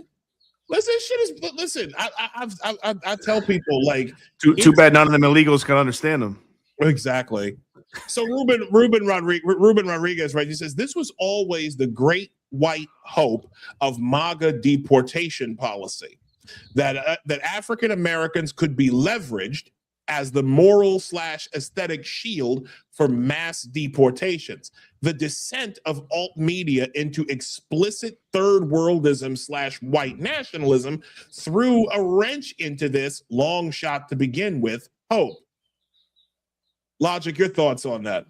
Hold on, what is he trying to say? He's trying to say, I'm not sure what he means in a second. Is he trying to say that they put the legals in place to try to just throw away black people? Like I don't. No. I know what I know what he means. Oh. When he says that this was always the great white hope of MAGA deportation policy, that African Americans could be leveraged as the moral aesthetic shield for mass deportations. I you know what? Yeah, they're trying to say black people will be used as the scapegoat to justify deporting illegals. Right, but the fact that this fucking guy is or if black people do it, that means they're not racist. For white people aren't racist for wanting it too. That's that as well. Well, this goes into what I've been that's saying. not, we're not racist on the black people want it too. You know, just it's illegal immigrants, which you know. I think it is true that they're not racist. You can have a problem with illegal immigrants without being racist. But let's unpack that for a second, okay? Especially open borders. How do you left to speak? Yeah. The left. First off, this post here is projection. I'm going to say that this post is open projection, meaning that this was always the great hope of MAGA deportation policy. Yeah, it sounds like a guy on the left saying this. Yeah, I imagine. No. First off, no. White liberals crave. White liberals need color legitimacy. Okay, and anything that they do for these illegals, anything that they wanted to do for LGBTQIAP plus minus a division signal, okay, anything that they needed to do for for whatever, okay, they needed to put a black face on it, and they've been doing this for years. When Time magazine had that infamous cover with Laverne Cox's big black ass in a dress, right? Mm-hmm. That was they called it the transgender tipping point. And they put that man in a dress right there, front and center, because he was going to, he was going to be the new way of knowing, the new identity, right? But when it comes to transgenderism, when it comes to gender cultism, this is something that white affluent males are the ones that want to get into that do it. Dave Chappelle wasn't bullshitting when he said white men want to do it. But they put a black man in a dress on the cover of Time magazine and said, this is who we, and basically whenever they wanted something passed, what was the first thing they said? They said, well, black trans women are the ones who are the most affected. Again, it's all about color legitimacy. Whenever they needed to put a face to a movement, that's something that was a white priority, always put a black person on it. That's color. Well, I mean, I've always said I maintain black people should adopt that role because black people are entertainers. I mean, it's just look, man. When you think of, and I'm not trying to be racist or sexist or anything like this, but you know, Nino, sorry, but when you think of Latinos, what do you think of? What industry? Landscaping and kitchen. I didn't say it. Kitchen. You know, when you think of, you know, Jewish people, what industry do you think of? Controlling the world. Okay, that's a good one, right? But what I'm saying, when you think industry that is, when you think of Jamaicans, what do you think of? Weed, or my wife. Just like what? But the point is, right? There are, and Frank Zanu made this point in a couple of videos that he put out. But every you know, kind of culture or dominant culture has a marketable skill set that you should bring to the market and capitalize on as your community group, right? And I do think black people have a an entertainment related skill set, and it's just what it is. And it's not a bad thing. It's not a good thing. It's just something that should be adopted. The problem is that oftentimes black people allow that to be exploited for political gain, for subversion or whatever it is, because as soon as you put, just like you said, Isaiah, as soon as you put a black face on something, it sets a trend. Let's look at it further. Let's do this more, right? So anytime we want to create a movement, let's put some black people in front of it. They were doing it with the ICE thing, with and that was their goal with these ICE protests. That's why they started going to urban, like inner city kids, to do these little ICE out rallies or whatever, because they wanted to get some black kids involved. And if they can get to be the face of this anti-ICE movement, particularly if one got shot by an ICE agent, then they would create this new movement, new wave of It'd be a lot new George Floyd. Right. So again, take that for what it is, but I do think there is an element of influence that black people don't realize that we have. So it's like we claim oppression while at the same time not realizing the power of influence that black people have. You know what I'm saying? And to your point, Jake, I think black people usually, for the most part, have if there's any identity I could think of that's allowed to kind of say whatever they want in America, it's black people. Yeah. Like, I really do think so. Like, because black people can get away with saying the most wild shit, racist shit, sexist shit, whatever. And that doesn't mean it's not true either, by the way, depending. But most people would be like, oh, all right, okay, black people were oppressed and blah blah blah, whatever the reasoning is, calculations going on in their heads that they're like, oh, black people could say what they want, but like white people, probably almost every other type of person besides maybe Native Americans, I guess, would be like a little bit more harshly treated usually. When you think about Amish people, what industry do you think of? Farming, man. And those sheds that be on the side of the road. Exactly. The fact that them motherfuckers can put up a barn in about 20 minutes. Bro. Yo, you ever seen them carry houses? In a video. Not in person. You ever seen that? Yeah, not in person either. No, I haven't seen either. But there's like, you can see them like carrying around like small houses, like a bunch of them, like all like holding on to one end and just like running down the street with them. How much people are crazy? They're wild. They're probably strong as fuck, those people, man. Yeah. Well, you mentioned that you mentioned that that leftists were hoping for some dead blacks to feed the movement, right? To feed this anti-ICE sentiment, rather. Instead, we got this. The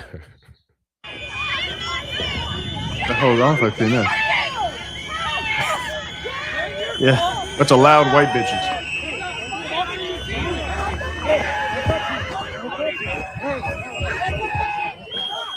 Bunch of insufferable white Karens. Mm-hmm. Yeah, there was. I guess I don't know if Minnesota doesn't have enough black people, or black people are just not having it this time.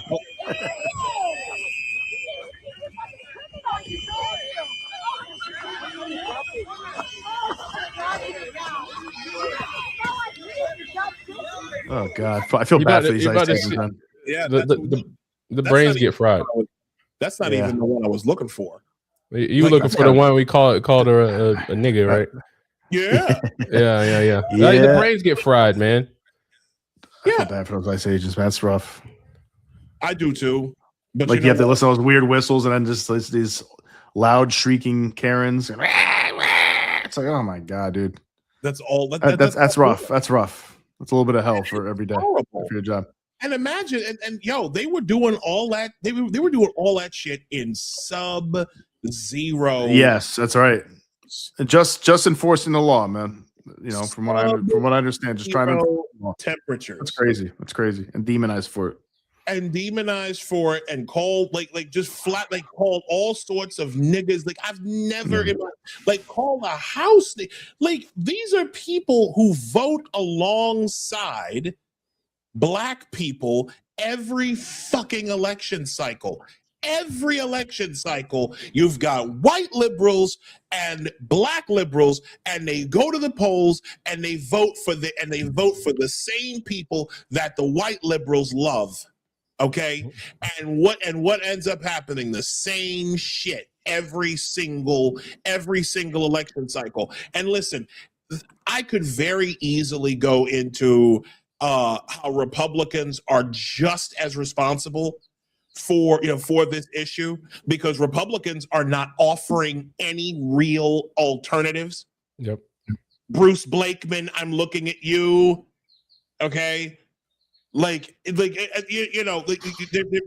Hey, Bruce, you got to update your YouTube page, brother.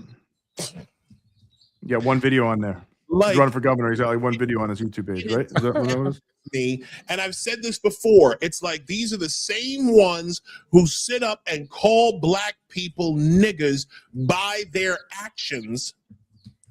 But then black folk turn right around and will go vote for these same people, will stand in line. Like whenever these people say that black folk can't get a voter ID, but they can't get an ID. Jesus Christ. And then you walk in the hood and everybody got a fucking driver's license. And a Bentley. You got passport, passports and a luxury truck and a Bentley. So you guys, black people living good, man. Well, you ain't been to the hood and you see the Bentley. I don't know if I've ever seen a Bentley in the hood. In the hood? No. Bro, go to West Baltimore. You'll really? see Jesus. Bentley. Wow. Well, I mean, they got to be 15 years old. Yeah, that's I see some old ass Mercedes and like Beamers, a bunch of miles on it. Still a Bentley. I've ever seen a Bentley. Let me look it up. Actually, let me see. Maybe I have seen a Bentley. No, you ain't see. I don't know my cars. I don't know my cars that well. I'm not a car guy. That Bentayga. That's all I'm gonna say. That Bentley truck is real nice. Nah, I never seen these. Oh my god! I mean, you ain't gonna see it 2025, 2026, but you'll see some nice cars driving through the hood. What year? What year am I looking? I don't know, man. What do you think? 2010, 2005? Yeah, like try 2015, try 2015, 2012, maybe. I don't know. Damn, Baltimore came up since The Wire, man. Damn. Yo, the wire was the come up, man. What are you talking about? The Wire one. You must have fucking Marlowe or Avon driving those things around, man. I mean, no, that was never his thing. Marlowe was that dude. Marlowe was into that. Yeah, he was in it for the game. He was in it just for the game, man. Here's just for the bodies. Here's the other post that Paul was telling me about. He said, I'm trying. Ruben Rodriguez. Maybe this is a little bit clearer. But I think this actually goes to what we were saying. It writes, I'm trying to describe. Hold on, here we go. Says, I'm trying to describe something more subtle but deeply important. African Americans were the quote moral mascot of Democrats for 60 years. While African Americans remain the essential turnout block, something very real is underway, as they will not be the preeminent symbol of Dem values because they aren't third worlders. Man, come to the Republican Party. Well, that's true. Republican Party, black people. And so he continues. He writes, I'm trying to describe the eternal evolution of party totems and the inevitable shift of African Americans as the symbolic ideal for D's to do something more exotic. The first tremors came during the now a kind of aborted attempt to raise moral salience of trans rights. African Americans never fully embraced. That is true. And that's what we were saying, and that's what we were saying earlier. It's like these people genuinely thought that if we put a big black dude in a dress, like I showed earlier, they thought that was going to provide the color legitimacy that would give them everything they wanted. But then people said, people started doing the numbers. So I'm not trying to see his dick through his dress. I like that. Of 1% of the population in America even identifies that way, and most of them are white. Black folk, that was never going to happen. Yeah, you said black people aren't into that. I mean, no, I don't think any race of people are really into trans. But not the trans. It's elitist, progressive white people mainly. Well, look, even most white people aren't don't buy into that stuff, and they probably think it's fucking weird as hell and stupid and dangerous to children and women, as they should. Well, it's the trans part, yes, but you gotta remember the LGBTQ, all that stuff is lumped into one thing. Now, if you ever been to Black church, Nino, you know that tenor section is not is not. You know the tenor section is not. They like different flavors, man. You know, like. Is that right? All right. I mean, you just. I've sung in a choir. I've sung in a choir, and yeah, like you definitely. I'm not saying that this is certainly not true of me, but let's just say that to even lead a choir, it requires a little sugar in the tank. Yeah, it's I'm just saying. You're talking like Broadway, like kind of like in the same way Broadway usually does. Yeah. Let's say this. I want to make sure I'm on the same page. Highly diabetic. All right. Let's just say that let's just say that TD Jakes has a lisp for a reason. All right. I'm just saying. I will say this, but hold on a second. But then you end up with, you go from and this is actually I know exactly what I'm gonna do here. I want to show you how true that is, right? How true that Ruben Rodriguez was talking about. Okay, watch what I do here. So this right here is I forget where this is from. This is from like 20. Let me see. This is from 20. Hold on. I'm trying to let this go. I think it's from like 2014 or 2016. Okay. There's Laverne. America's. Do you see that subtitle, by the way? Yeah, America's next civil rights frontier. That's key. That is key right there. They have been trying to make this happen for manufacturing. That's what they're doing with the children. They were manufacturing this because racism is less and less prominent. All that kind of stuff is like systemic racism. All that is really, people are starting to kind of like, I don't know so much about that anymore, man. I don't think so. So like, well, we got to come up with the gay rights stuff. The gay people can marry, all that. Like people don't really hate gay people that much for the most part. Nobody gives a shit. So like, well, we got to come up with somebody else. We got to create a new identity, and they created many new identities. Really, all those different genders and gender identities. Yeah, and I'm gonna show you something else too. Pretty fucking scary and terrible, actually, that they did that, man. Honestly. Well, hold on. I'm not finished yet. I'm not finished making my point. How many kids need to get castrated and sterilized for their political power, man? It's really disgusting to me. Can't stand that. And see, and I want people to really, really look at this. Okay, I have always said that the Progress Pride flag. This is how they tried to sell this to black people. Okay, they gave ugly flag too, man. They gave the black our own flag on the pride flag, our own stripe on the pride flag. Yeah, what is that about? Black and brown. Black and brown. So these are all gender identities and or sexual orientation, but then they throw in two races randomly. Dude, I forgot about that. I'm gonna listen. I'm gonna say this right now, right? Or not even two skin colors. What the hell does that have to do with some transgender identity or being gay? What the hell at all does that have to do with anything? Guys, it was color legitimacy. That is so silly. What it has always been about. It's about color legitimacy. If they put a nigga on the packaging, then it's gonna sell like hotcakes.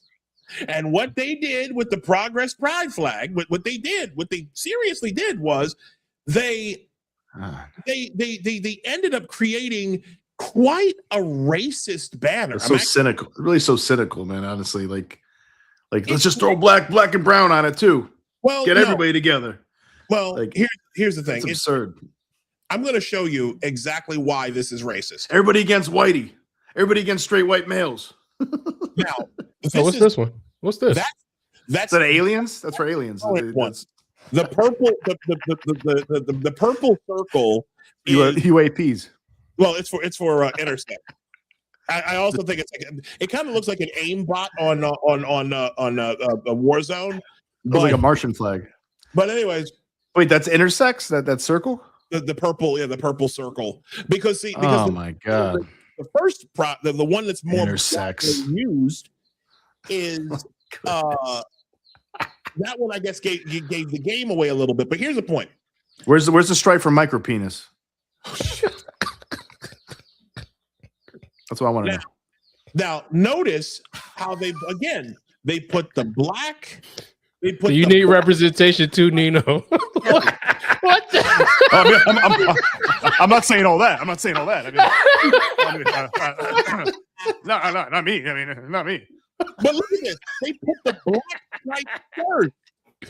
They put the black and the brown stripe first. So guess what? But look what they form. They form the blade of a plow. It's an arrow. This is what you call a tacit confession that they were going to use the blacks and the browns to follow the road for their agenda. That's what that says. Yo, they keep on going. They're gonna that pride the original rainbow flags that just disappear. They keep going. Well, I mean, it's almost like over halfway through it. I mean, that's what they wanted. That's what they wanted. And again, it's like you put black and brown people as the face of the movement, right? You put Laverne Cox on there. You give the Negroes all the Latinxes, okay, the Latinxes, right? And they tried to Latinx. Where'd that go? Where'd that happen with that? I should bring that back, man. It didn't go anywhere, bro. It didn't go anywhere. They're still doing that? Nowhere. No. They're still saying that shit? Come on, man. Only 2% of the population, 2% of the Latino population in the United States even use that word, even use that term. You know how stupid that is, though? White people were the ones who wanted it. But you know how stupid it is to say Latinx or Latinx? Latinx. It's very stupid. Spanish is a gendered language. Yes, it is. Not anymore. It's not. Not when woke white women say it's not anymore. This was basically like this right here has basically been the last 5 years. Yep.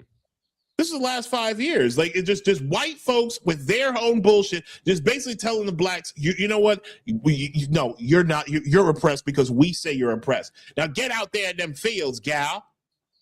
You know. Yep. So then you turn around. So then you do this, right? And then ultimately you're left with. Hold on. So after that illustrious beginning, okay, that illustrious beginning where everybody is just, you put this fucking guy on the cover of Newsweek before all the trans. Wait a second. Is that a real cover? That's a real cover? That is a real cover. What the fuck is that? The first gay president with a gay halo over his head, Barack Obama. Exactly. Is he? But then there is a rumor that he's gay. So that'd be pretty funny if he was actually gay. There's all sorts of rumors. There's all sorts of ridiculous rumors out here. But then at the end of it all, of it, and I'm trying to find it. I had it. Obama had a gay-lo. She had a gay-lo. Now listen. Everybody looks a little dick from time to time. What happened with his chef, man? What happened with Obama's chef? Did Clinton kill their chef and Obama killed their chef, or their chefs? Sorry, their chefs died in the lake. Both of them, under mysterious circumstances. But think of it this way: In a shallow pool. The Shallow. Democrats. I don't know. Democrats. So that whole movement, right? They put some black dude in a dress on Time magazine. They gave niggas our own a stripe on the pride flag, only to end up in 2025 after losing to Trump again, with Billy Porter looking like a fucking prostitute, looking like he'd have been rode hard and left wet. And please, dude. This is supposed to be a family-friendly show. Kissing. Yes. No, who fucking that? Family. That's good. That's nice. No, I'm glad you think so. I'm glad you think so, Logic. It's no. That's what we're going for. But that's the thing. But no, Ruben Rodriguez is absolutely correct. Okay, in that regard, because they had to move off of this. So also now, because think of it this way: the Democrats, these fucking communists, they tried to even manufacture some more color legitimacy out of this by putting all of the illegals in black neighborhoods. Mm-hmm. I've told this story. I'm not gonna tell it again. Like how the homeless shelters in my neighborhood in Brooklyn. Where else are you gonna put them, man? In rich white neighborhoods? I mean, they start losing their donor base. Bruh, I'm not gonna lie to you. I might have been wrong about Williamsburg, because the video that I did, and I'll put a link in the chat. That was all Williamsburg, and I went through the Hispanic part of Williamsburg and the white part of Williamsburg. The third world is there, bro. The third world is in Brooklyn, is in that part of Brooklyn as we speak. I never thought that would happen. The white part of Williamsburg is getting overrun. Right along that fucking bike boulevard. That they put. Yeah, of course. Good. You import the third world long enough, eventually you're going to get the. They're the ones voting for it, man. I hope they like taco trucks, man, and everything else that comes with it. Oh. Well, what are you gonna do? So Joker is asking, still waiting to hear y'all's thoughts about Virginia. Did anything happen in Virginia, Joker? Anything else that I should know about? I mean, biggest things. Yeah, we talked about. Biggest thing is redistricting, and again that voter law in which what's her name, Spanberger. That's right, Draco. Spanberger signed that executive order where she's going to have her electors go with whoever has the popular vote in an election. So the electors from the state of Virginia, regardless of what the voters of Virginia select, whoever has the popular vote in the country, the electors from Virginia will vote for who has the popular. And there's supposed to be this interstate compact in which several states are signing on to. Let me look for man, this is crazy. Yeah, this is crazy, man. So she's basically trying to, or several states, I'm not sure the other states yet, but they're trying to undermine, our electoral college, right? So they're basically trying to make the electoral college obsolete. And then the United States president will be determined not by the electoral college anymore, but by a United States popular vote. And that will make us a quote unquote true democracy, because it'll be by mob rule at that point and not a constitutional republic. That's what they want. I'm looking for it right now. God damn. I really thought that hold on. I'm trying to find it. But go ahead, Nino. You can ask. But Joker also put something else there too. Signing a package of gun bills, which includes a ban on ghost guns and new industry liability measures. Critics argue she has abandoned her image as a moderate former law enforcement officer. And just on that, Joker, because I'm in Maryland, and she's just following the same thing that Maryland has done already. So you just if you're in Virginia, just look at everything that's been passed in Maryland over the past 2-3 years. Spanberger is going to be doing the same exact thing. So she already started with redistricting. This whole ghost guns, the city of Baltimore, Brandon Scott and all his ilk. And this is why these what's happening in these local towns or local cities are becoming national issues, because Brandon Scott, they had the whole issue with ghost guns here in Baltimore City.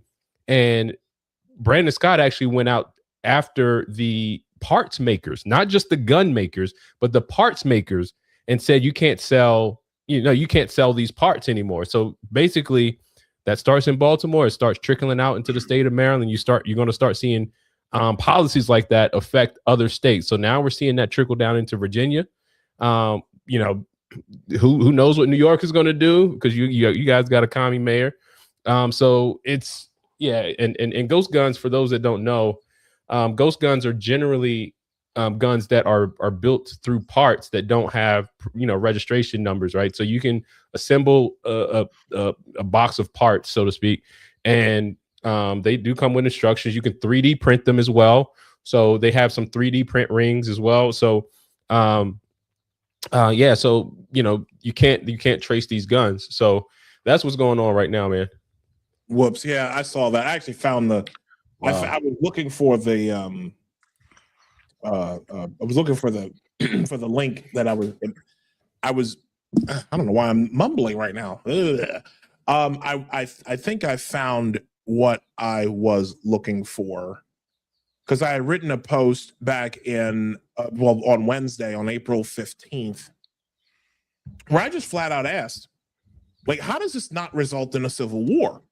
I think it's time to ask that question about this. I said, someone please explain to me, how does this not result in another civil war in this country exactly? How is this not the foundation of a second Confederacy by the exact same party who started the first war between the states? A national popular vote interstate compact is a blatant subversion of the Constitution. It is the final fantasy, yes, I did use that intentionally, of a spoiled, affluent, urban, white, professional managerial class. A last-ditch effort to rule over the rest of the country by force and nullifying the votes of conservatives within the states of the compact. And this was my question. How does this shit happen on the watch of Republicans in these states within this bullshit compact, unless they're making containment deals to keep the worst of the communism Democrats will bring within the urban centers? Why were these bills never put to a referendum vote? I'm not asking, I don't think I'm being unreasonable in asking those questions.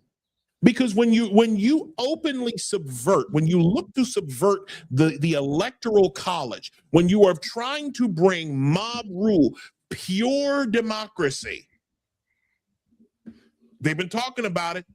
They've repeated it, our democracy, they've repeated that phrase over the last several years. Our democracy, our democracy, our democracy. They've been trying to say our hegemony, because they know that the second this passes, if they can subvert the Constitution, if they can subvert the electoral college and do majority rule, then it's going to be New York and California deciding our elections for 100 years. I put a link in the private chat to go to the news article. There's a couple of the quoted sections that might be interesting to you. Okay, but yeah, man, this our democracy thing, man. And let me ask you guys this: Do you think Americans have become too docile? Yes. Without even thinking twice. And what do you mean? In what way? Logic. I mean, when you think about, particularly how the American Revolution started, that was what, a 4% tax or something like that. And if you talk about the average household today, you're talking about upwards of 40% tax. So you're working the first quarter of the year, almost half of the year, to pay taxes. right? So up until June, that's when you start making your own money.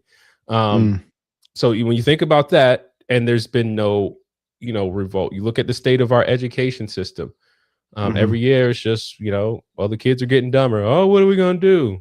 Rah, rah, rah. Oh, what happens? Nothing. And then you start seeing, basically basic constitutional rights being infringed, right? And granted, it's in population centers, right? So you got herds of people being docile, right? It's not as much in the flyover, what's considered flyover country, Midwest, the country, rural areas. But you are starting to see the masses of people say, yeah, I don't need guns. The government's going to take care of me.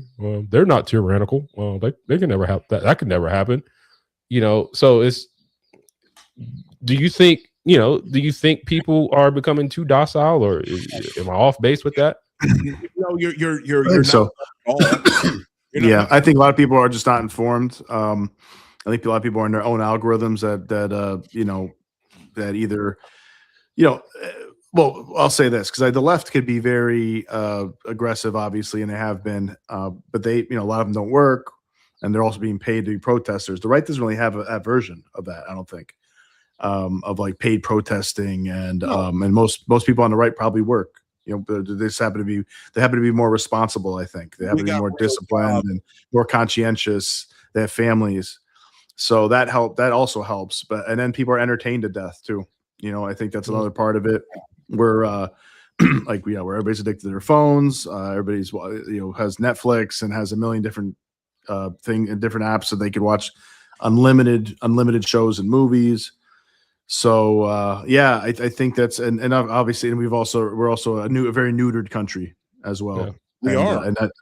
So if anybody was going to stand up and start shooting or mounting a militia or something like that, if that's what you mean, or just getting aggressive, it would usually be more males that would do that, I think. Although, I mean, most of what we're seeing now are like boomers and white women and soy boy Antifa people, I guess, that are doing most of the somewhat aggressive protesting. But I think we should be doing quite a bit more. There should be a lot more. I think, to your point, a lot more anger and outrage and protesting and demonstrating and stuff to some of the things you mentioned. I'm gonna be honest with you. I want to answer that point because here's the thing. We are a very neutered country. I have no problem in saying it. Because not quite as neutered as Europe, I think, but we're getting there. No, not quite as neutered as Europe, but pretty sad. But neutered still the same. I mean, and here's why I say that. If we had any stones, we would have destroyed those gantries with the congestion pricing gantries. We would have busted out the lenses to all these speed cameras. Okay. Because I just look at the pattern at which of the Boston Tea Party that we're referencing here. That was over a 4% tax. And meanwhile, you can't even go 11 miles over the speed limit in certain places before you got the government got their fucking hand out like this looking for $50 or however much a fucking a speed camera ticket is. Okay. You have here in New York City, you have there's a campaign to lower the speed limits to 20 miles an hour. They are literally trying to grind people to a halt in New York City. City that never sleeps, one of the most fast-paced places in the United States, and they want to grind it down to a fucking halt. And people are just simply taking it. Yeah. If you let the way that these government, the way that I was watching something yesterday, Nick Shirley, is over in California right now. They drafted a bill called the Stop Nick Shirley Act. Are you serious? Oh, dead That's ass. crazy. That's crazy. Stop Nick Shirley Act is designed to punish investigative journalists.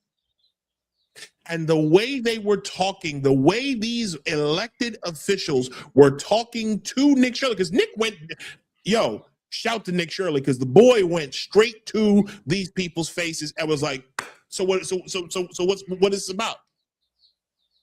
And then you had all these fucking people talking about, like, I think you're a creep. You had Scott Wiener of all fucking people talking about, I think you're a creep and have a great day. Like they're literally violating the First Amendment. And it's like I was saying in a little earlier, these people don't believe they have a responsibility to anybody who is not giving them money. If you notice, they never talk this way to Alex Soros. They never talk this way to George Soros. They never say shit to Reid Hoffman. They don't talk crazy to these people because they know where their bread is buttered. Yep. No, let me ask you this, Isaiah. That way, but hold on, but they talk that way to an elected official because they know because they have the force, they have the use of force on their side. Mm-hmm. And they know that most people, like, again, they're not going to take a swing at a politician because they're not trying to go to jail. They're not trying to go to prison for a few years. They're not willing to. Most people, because we have so much going on in our lives. Okay.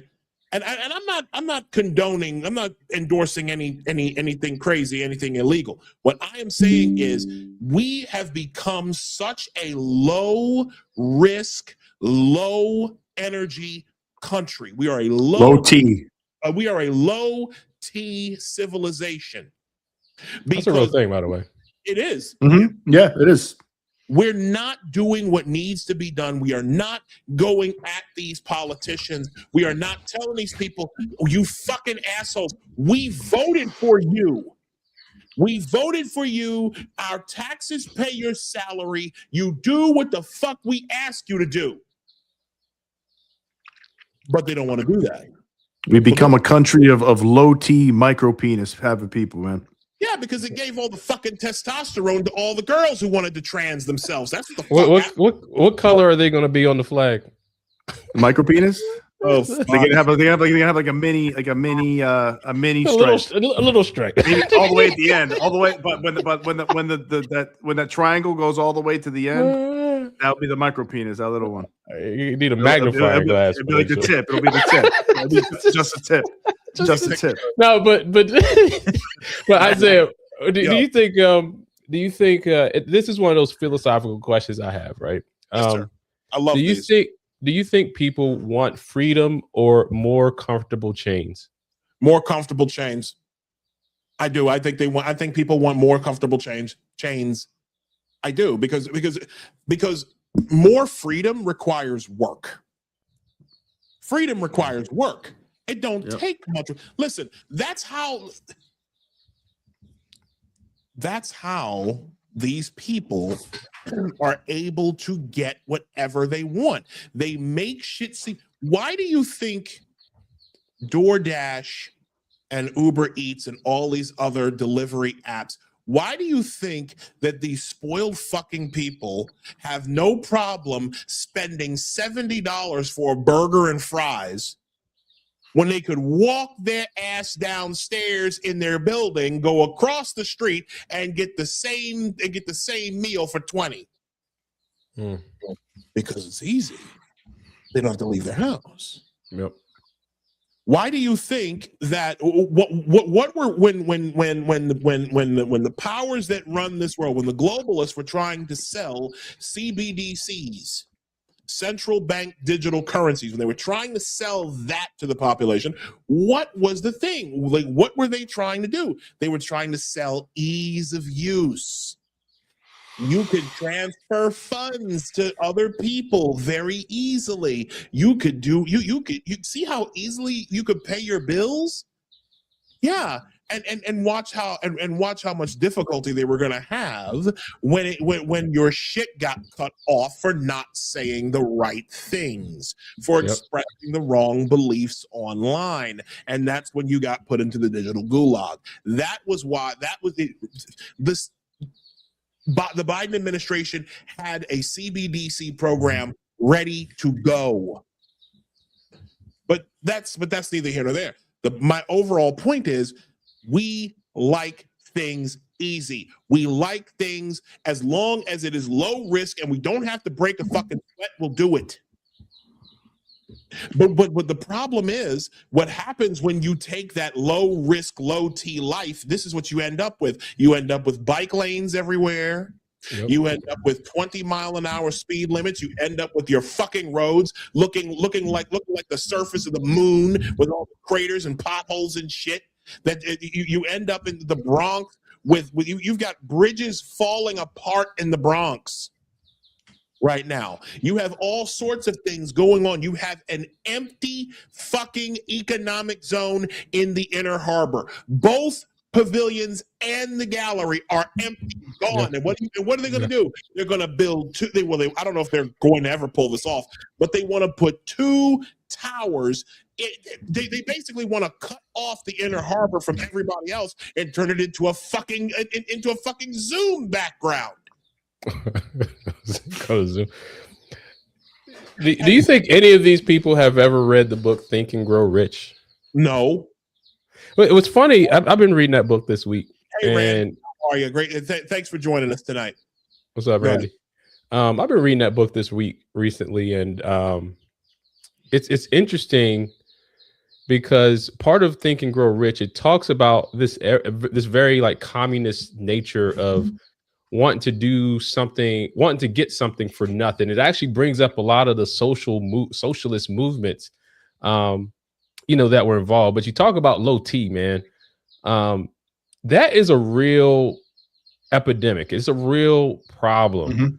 And it's medical. Like it's medical, right? It's because when you like low testosterone men medically have low energy, low drive, low ability to achieve, low creativity, low like problem solving, like get after it.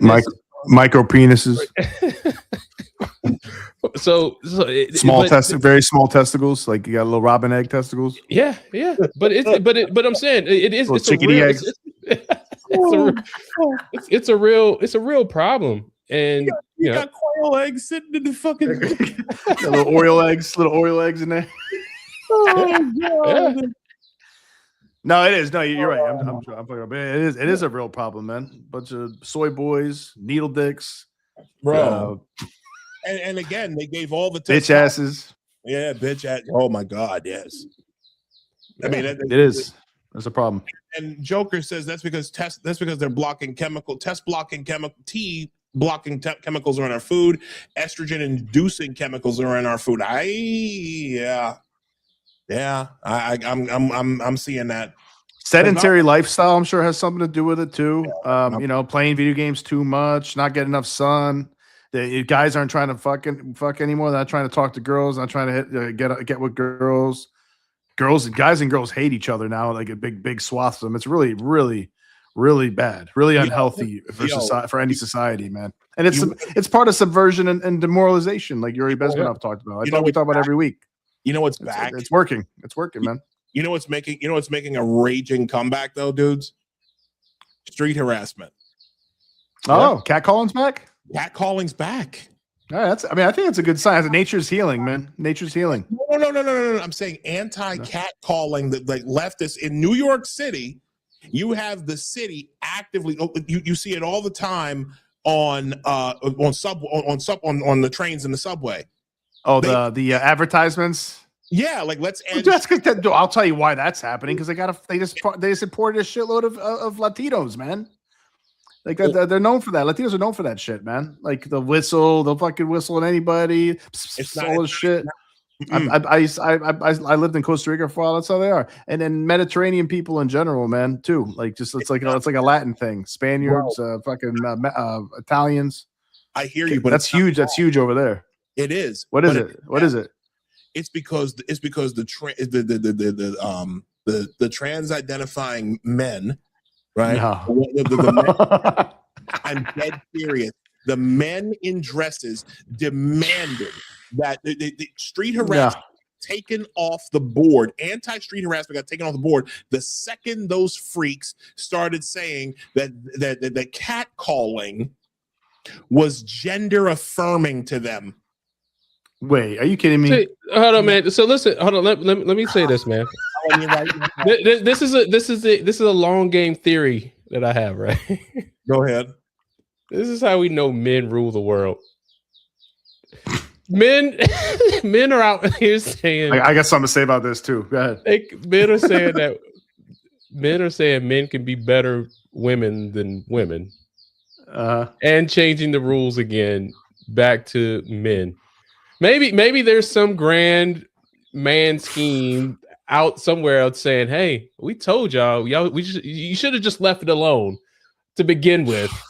And now we're proving that, hey, men can be better women. I mean, that's the woke has been proving that, or at least acting that way with all the awards they give to trans women, like for Women of the Year and Best Actress, all these different women awards. It's always like a trans dude, or trans woman, a dude. So I mean, they're already behind that. It's like the best. The men are better at women shit than women, but it's not only that. But you're seeing, you do see the whole trad wife, or trad wife like movement coming back, and you're also it's not even just that. You also see like feminists are basically coming back around to being trad, to being like conservative, like naturally. Like they're like, I'm sick of having all sex, and I'm sick of the dating apps, and I'm sick of doing that. They're totally like, I want to quit working. I want a man to give me, the man just take care of me, and it's like, all right. Like, it's sometimes people realize that there's wisdom to the way things have been done for thousands of years. Yeah. You're going with the currents of nature. So it's funny. It's pretty funny how things work that way. Last thing I want to go over before we break out of here, because while we're on the subject of trans, I just want to say one thing, Isaiah. I've been holding this in. If I was the Republicans going against the Democrats during like the primaries or the midterms, whatever, and in the primaries, actually, well, I guess in any election, but really I was thinking more of the presidential primaries and the general election and the president. I'd be like, why every day I would be like, why are what happened? What do you got here? Joker. What do you say? I can't see. No, you said you've been holding this in, and then Joker said, "You coming out?"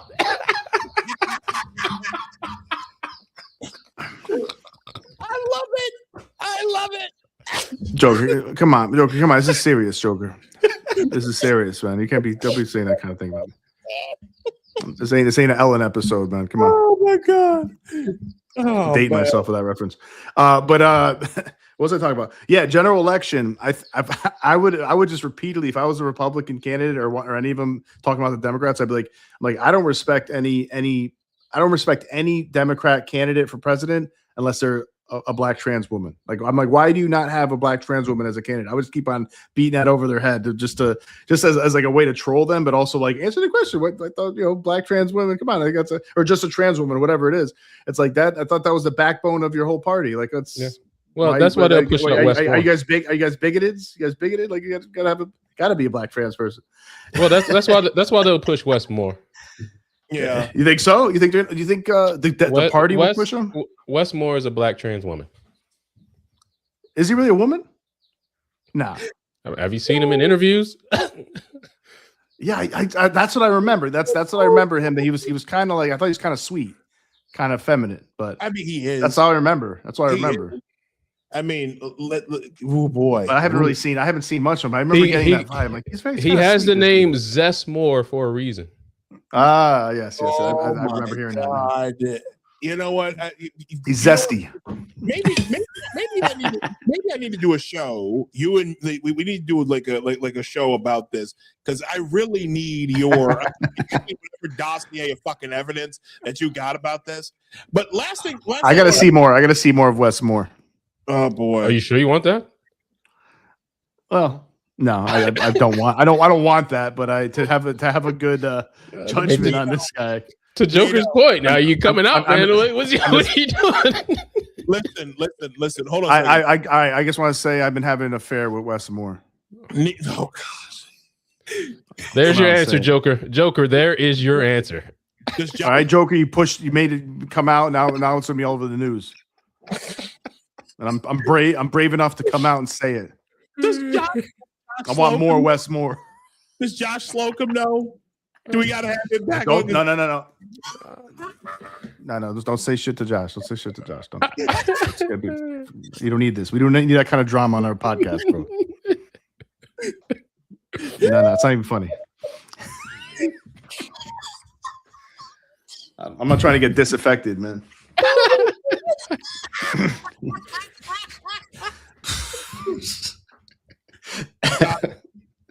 Good Lord. Come get your guy, man. That's all I'm saying. Josh, that's only you. That's the only person in my heart, man. Come on. Oh shit. Oh no. Last thing I want to bring up. Elise Stefanik did an interview. Elise Stefanik, former, she was the #1 contender for governor of New York for the Republicans, but then all of a sudden dropped out of that race and then dropped out of politics altogether. But she did an episode. She did an interview on the Free Press with the Free Press, where she basically, she talked. Looks like she talked a little shop about what was going on. So here we go. Wins like in the 70%. Mamdani barely broke 50%. And that was telling. When they talk about this mandate, he does not have a mandate. It was the lowest performance for a Democrat nominee in a very, very long time.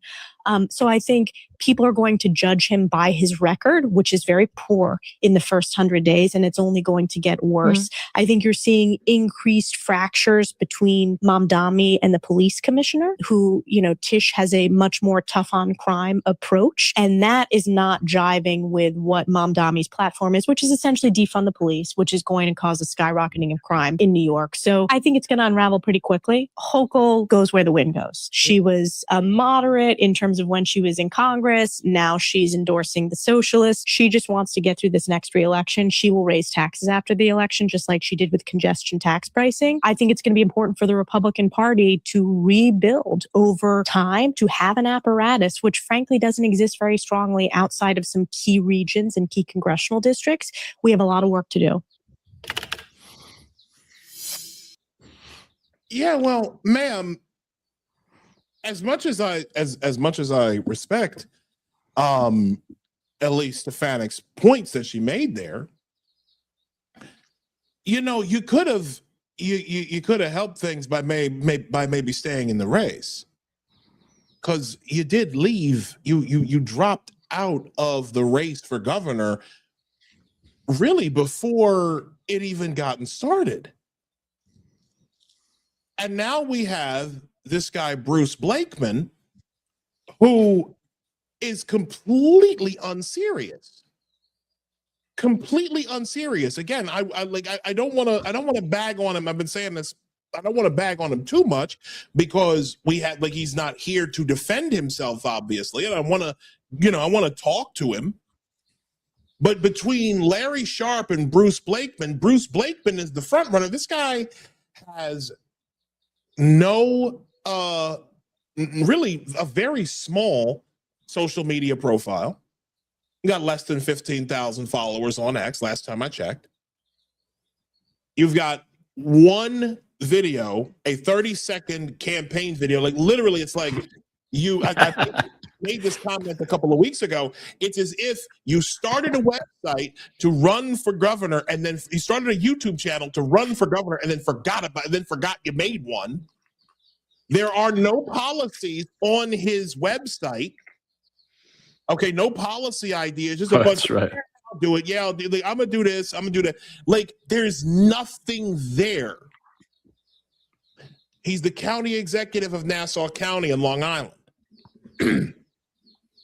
Elise Stefanik at least had a chance to maybe upend to maybe upend Kathy Hochul. Lee Zeldin only lost by 5 points.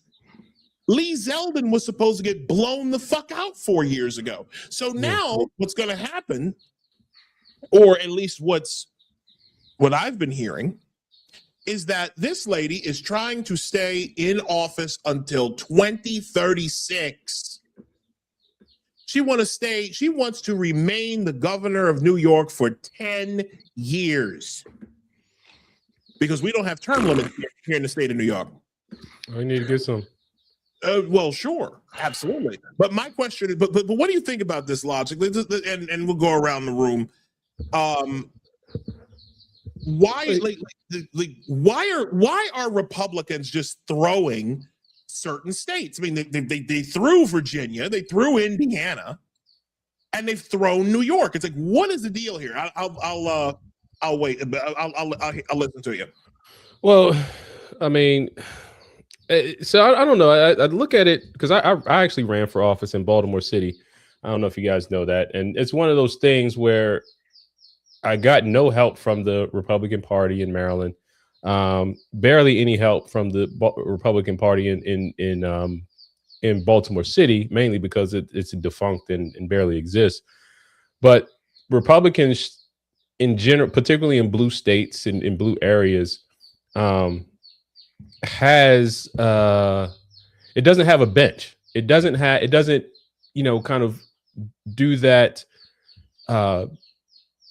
grooming, so to speak, from high school, college, up into politics, right? Most Republican candidates, most Democrat candidates are Democrat through the system, through the what do you call it? Like they funnel them in. For example, Brandon Scott in Baltimore City, and you know Brandon. He went to what is it? Mary St. Mary's or some college. Went for politics. He never had a job. His first internship was with the city government, and then he's been in government ever since. In city government, interned, ran for office. And so that's how Democrats build their bench. Republicans don't do the same thing. So what happens is you're saying Republicans are looking for what's called winnable districts. You might have heard that term before, where they look at the numbers. So instead of actually showing up, instead of actually, speaking to voters in the off years, they wait till campaign time, try to get a couple viral moments now and say, hey, what do you got to lose for a Republican? Now work for Trump, but what do you got to lose to vote Republican? Meanwhile, these people in their everyday politics have never seen you. At least this other guy promised me something. At least this other guy's been here. At least this other guy grew up where I grew up. Meanwhile, Republicans are just, but as a party apparatus, I mean, you just have to spend more time with these particular areas. Otherwise, you're becoming a hypocrite saying, well, and particularly we get this comment a lot. Well, why do black people always vote Democrat? Well, and I have to push back on that a little bit, especially in places like Baltimore, because they haven't seen a Republican. They haven't had a Republican option. And when you go down the ballot in many of these elections, there's not even a Republican name on the ballot. So you sitting here blaming black people for voting Republican when they don't even have a Republican option, right? But then that starts to spread out, right? Because the other part that happens is a lot of conservatives and Republicans leave, right? Because Republicans tend to be, in general, higher income or more mobile. They might be small business owners a lot of times. So when their money is no longer treated fairly, those areas in which they're in start to, no longer have those red votes, if you want to call them that. So what that does is then create more of a vacuum to where it's more blue and more blue. So now you are creating an unwinnable district because you haven't cultivated and you haven't talked to anyone to really address these needs, right? So, so that, you know, that's when you talk about, you know, why they're giving up these areas. Voters are leaving. There's no bench, and there, you know, now it's just wasteland of Democrat policies. Goodness. Yeah. I couldn't agree more. That sums it up, man. This issue here, and like, I still, and I'm going, like, I swear I'm going to reach out to her, Athena Clark, who was a victim of this here in New York. Like, Republicans don't, like Republicans don't want to win. They don't offer any, like, they're allergic to offering good alternatives. Yeah. And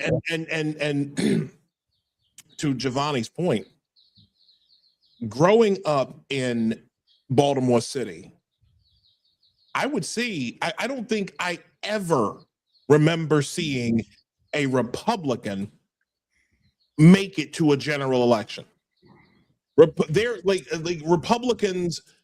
I don't think there's been a Republican mayor of Baltimore since 1920. Since Mayor Carcetti. No, 1967, McKeldin. Right, Teddy McKeldin. Right. McKeldin, 67 was when he left. 67 was when he left. Carcetti, man. Carcetti. But no, but it's like there are no good options.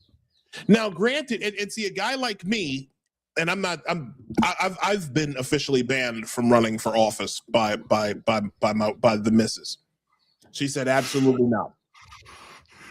But like, I immediately vote for a candidate, any candidate that said, I will rip out every single fucking bike lane from every single street and avenue in every single borough of New York City. Like, and I won't care what Transalt or any of them other nonprofits have to say. I will do that. Like, no one wants to tackle that. No one wants to, no one wants to deal with it. No one was. It's like that's the biggest issue I have with Republicans. It's like they don't want to be responsible for power. They don't want to. It's like Democrats don't want to compete for power. So guess what they do? They set up all these systems. They centralize power, and then one day you wake up and Republicans are frozen out of state legislatures like they are in the Commonwealth of Virginia, 10-1. Well, they're just following Maryland's lead on that. Well, what? So they get one token Republican, so that they can say, well, at least we got both parties here. Yeah. New York City Council is something like 52 or 53 Democrats to like 7 Republicans. It's some insane number. They're so outnumbered here, dude. They're so, well, I'm not in New York City anymore, but they're not like they're so outnumbered in the 5 boroughs. Republicans are, but it's like, well, you know, they just gotta take it. Why do we need nuance? Why do we need balance? We just need Democrats. We need containment. That's what it's about. They want containment. So that you keep the communism in the boroughs, but you let everybody in the suburbs and the rural areas do whatever they want. That's what it is, and it's fucked up because most, like Elise Stefanik said in the clip, most New Yorkers did not vote for Zohran. Yeah, most Baltimoreans didn't vote for Brandon Scott. You had 23, you had something like 20, you had like 20-some% of registered voters in New York City cast a bet. Zohran won. The amount of people who voted for him, I actually looked it up. 1.1 million votes were cast for Zohran. Out of 9 million New York City residents or so? Bro, there are 5 million registered voters in New York City.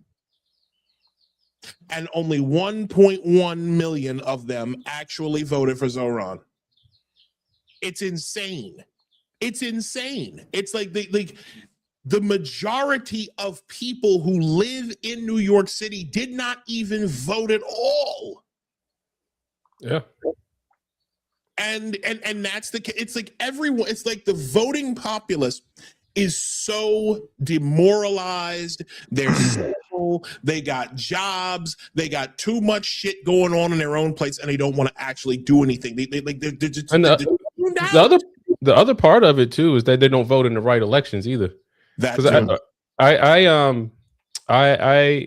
did that interview with Sheila Dixon, and before we went on the show, we were talking, and we were talking about how she lost in the primary. And when I was talking to her, I was like, "You lost because black people didn't come vote. Exactly. You lost because the primary, the primary was the election." And what she said to me was, people were coming up to her, like, you know, the primary was in like April or May or something like that.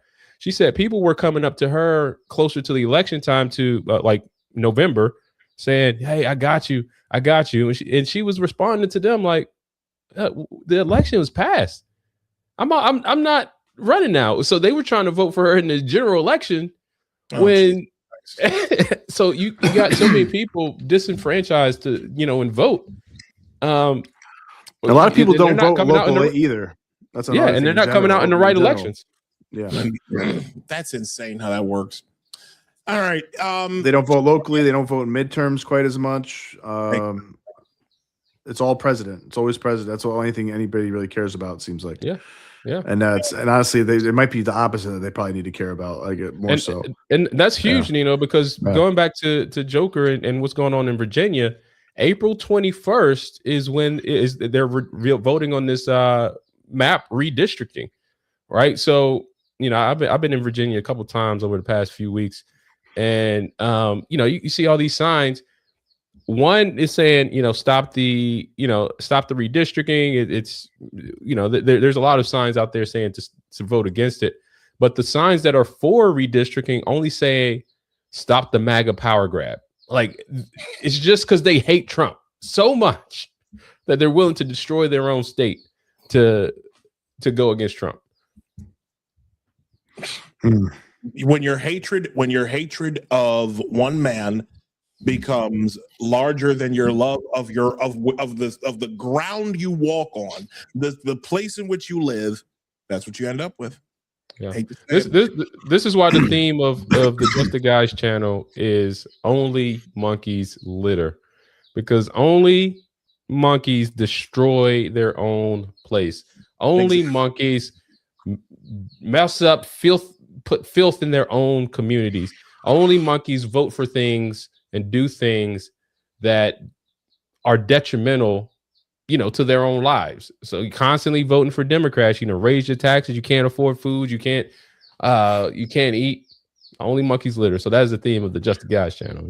Yeah. I want to add real quick with just like for New York City, for example, it's like, it's really scary that there's actually just a uniparty there. Like, it really truly is. It's basically might as well be the Communist Party, the one CCP or something like that, like the Communist Party in New York City, NYC Communist Party is just, you know, it's a one party. It's what's uniparty basically. It seems like, right? I mean, what Republican power is there? What veto vote is there?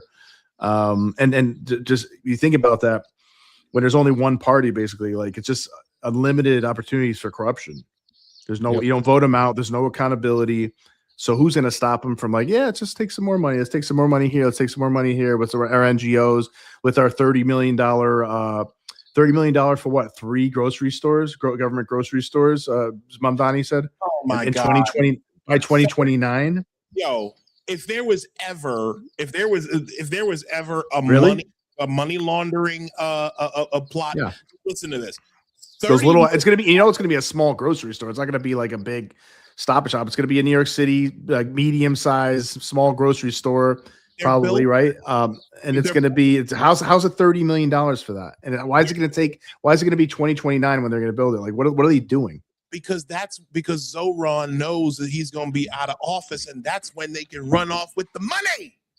That's a money launder. It's a communist money laundering scam. Yeah, same thing when we see with Newsom with his bridges and so many other things. It's like, yeah, there's no accountability for that when everybody's the same party.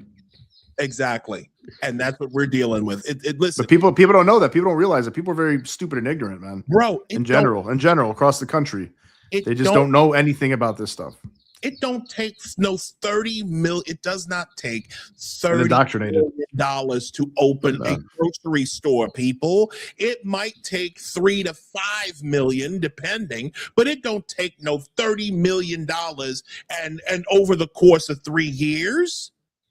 And 2029 just so happens to be, if it even gets built out, because they already know and they don't have to pay taxes either. So right. And it's crazy. It's like the margins were never the thing is the margins for supermarkets, the profit margins only 1.5% roughly. So it's like, so they keep saying, well, grocery stores are gouging the people. No, what they're trying to do, as soon as the plan was a government-run grocery store, that was the red flag right there. We are trying to expand the powers of government over what people eat. Yep. It's going to put a lot of mom and pop stores out of business too. Oh, he absolutely is. And but again, the issue part of the plan. It's so crazy because it's the same people with the same fucked up ideas that never work. This stuff never works. Well, I'm gonna take that back. They work if you're trying to centralize power. They work if you're trying to take control over what people eat, how much people eat, if you're trying to hand out rations eventually, because every communist country, every communist system ends up in a ration system, in a fucking famine. You know, people are already advocating for bread lines, right? Well, shit, they already got lines for apartments here in New York. Oh, yeah, I mean, they're already advocating for it. Oh man, who's advocating for that? Well, Bernie Sanders already advocated for it. Why do we need red lines? Nobody's starving in this country unless they're like parents don't feed them. Like, is anybody starving in this country like that? Like, there's soup kitchens, there's plenty of donations and shit. Like, I don't think anybody really needs to starve. Well, the government handing out food is a good thing, you know. Yes, because remember, Zohran said at the beginning of his term in office, he said there is no problem that government too small for government to fix. These guys want to listen, and look, Brandon Scott is it breaks my heart to say it. The brother's going that way, like Wes Moore, definitely. These people are obsessed with this notion that government must control what people do and how people do it. These are people who want to maximize and centralize power. When you listen to all these malefactors on the federal level talk about they're going to pack the courts and they're going to give statehood to DC and Puerto Rico, so that they could keep packing and keep centralizing power. That's all this is about. That's all these fucking communists have always ever been about. Imagine if it was the other way around and like Trump was trying to pack the Supreme Court, how much people would flip out. They were screaming about what's her face, Amy Coney Barrett. They were screaming about the three. Kavanaugh. Yeah. They screamed about Kavanaugh. They screamed about Neil Gorsuch. They screamed about what's her name, Amy Coney Barrett. Amy Coney Barrett is like almost kind of like a Democrat in some ways. She's ruled to the left in some cases, but honestly, but anything that Trump does, these people are going to scream about. We're looking at but anyways, I'm waiting for Trump to endorse air. As soon as he endorses air, I'm just, there's gonna be a lot of blue faces. Yeah. Vote blue no matter who. It's gonna be a lot of blue faces in the Democrat Party. That's our show tonight, folks. I really appreciate Jovani, thank you for coming out and seeing us, man. Yeah, man. Thanks for having me, man. You're always great, welcome. Man. You're a regular. Yep. I think this is actually the friend of the show. show, man. Friend of the show. Shout to Metro Conservative Media. You guys rock. Shout to KJ. And also Soldiers of Finance. I miss you, brother. Gotta talk to him. Hopefully he'll be the next lieutenant governor of the state of Maryland. We will see. I guess we got a show next week, and then we're out for May. We're out May 3rd, and then we come back on the 10th. So you already got people. Joker saying, "Kalajic, come back, bro." Oh man, Listen, I'll be back. I'll be back. I'm a shout out. I'll just sound like at least once a month. Oh, exactly. But no, listen, Joker. If you want to get more of Logic, go to the Just the Guys podcast Saturday nights at 6:30 p.m. I have that right? 6:30. Yeah, man. 6:30. I've been on this show multiple times, ladies and gentlemen. Please make sure that you like and subscribe to that channel as well. Just the Guys. Just the Guys. That sounds like my kind of podcast. Listen, this is a high tea podcast, so you gotta Eastern time, Joker. Like I said, it's my kind of podcast, man. High tea, man, not low tea, man. You gotta the way just because I'm low tea doesn't mean I don't like the high tea, bro. The way we barbecued that fucking communist on that show, I'm telling you right now, I was like, it was exciting. I'm imagining you guys got a lot of macro penises on that. Yeah, man. Macro penis. Shout that's a good one. That's a good one, Nino. Thank you. Shout to the podcast. You really need to come get your boy Nino, Josh.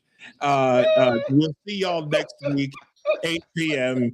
Yeah, he knows too. You've been fucking around. Josh gonna get you. Come on, don't bring his name up, man. Josh, it's cool. Everything's cool, man. I'll see you later. Don't stay up for me. Don't stay up for me. Come on.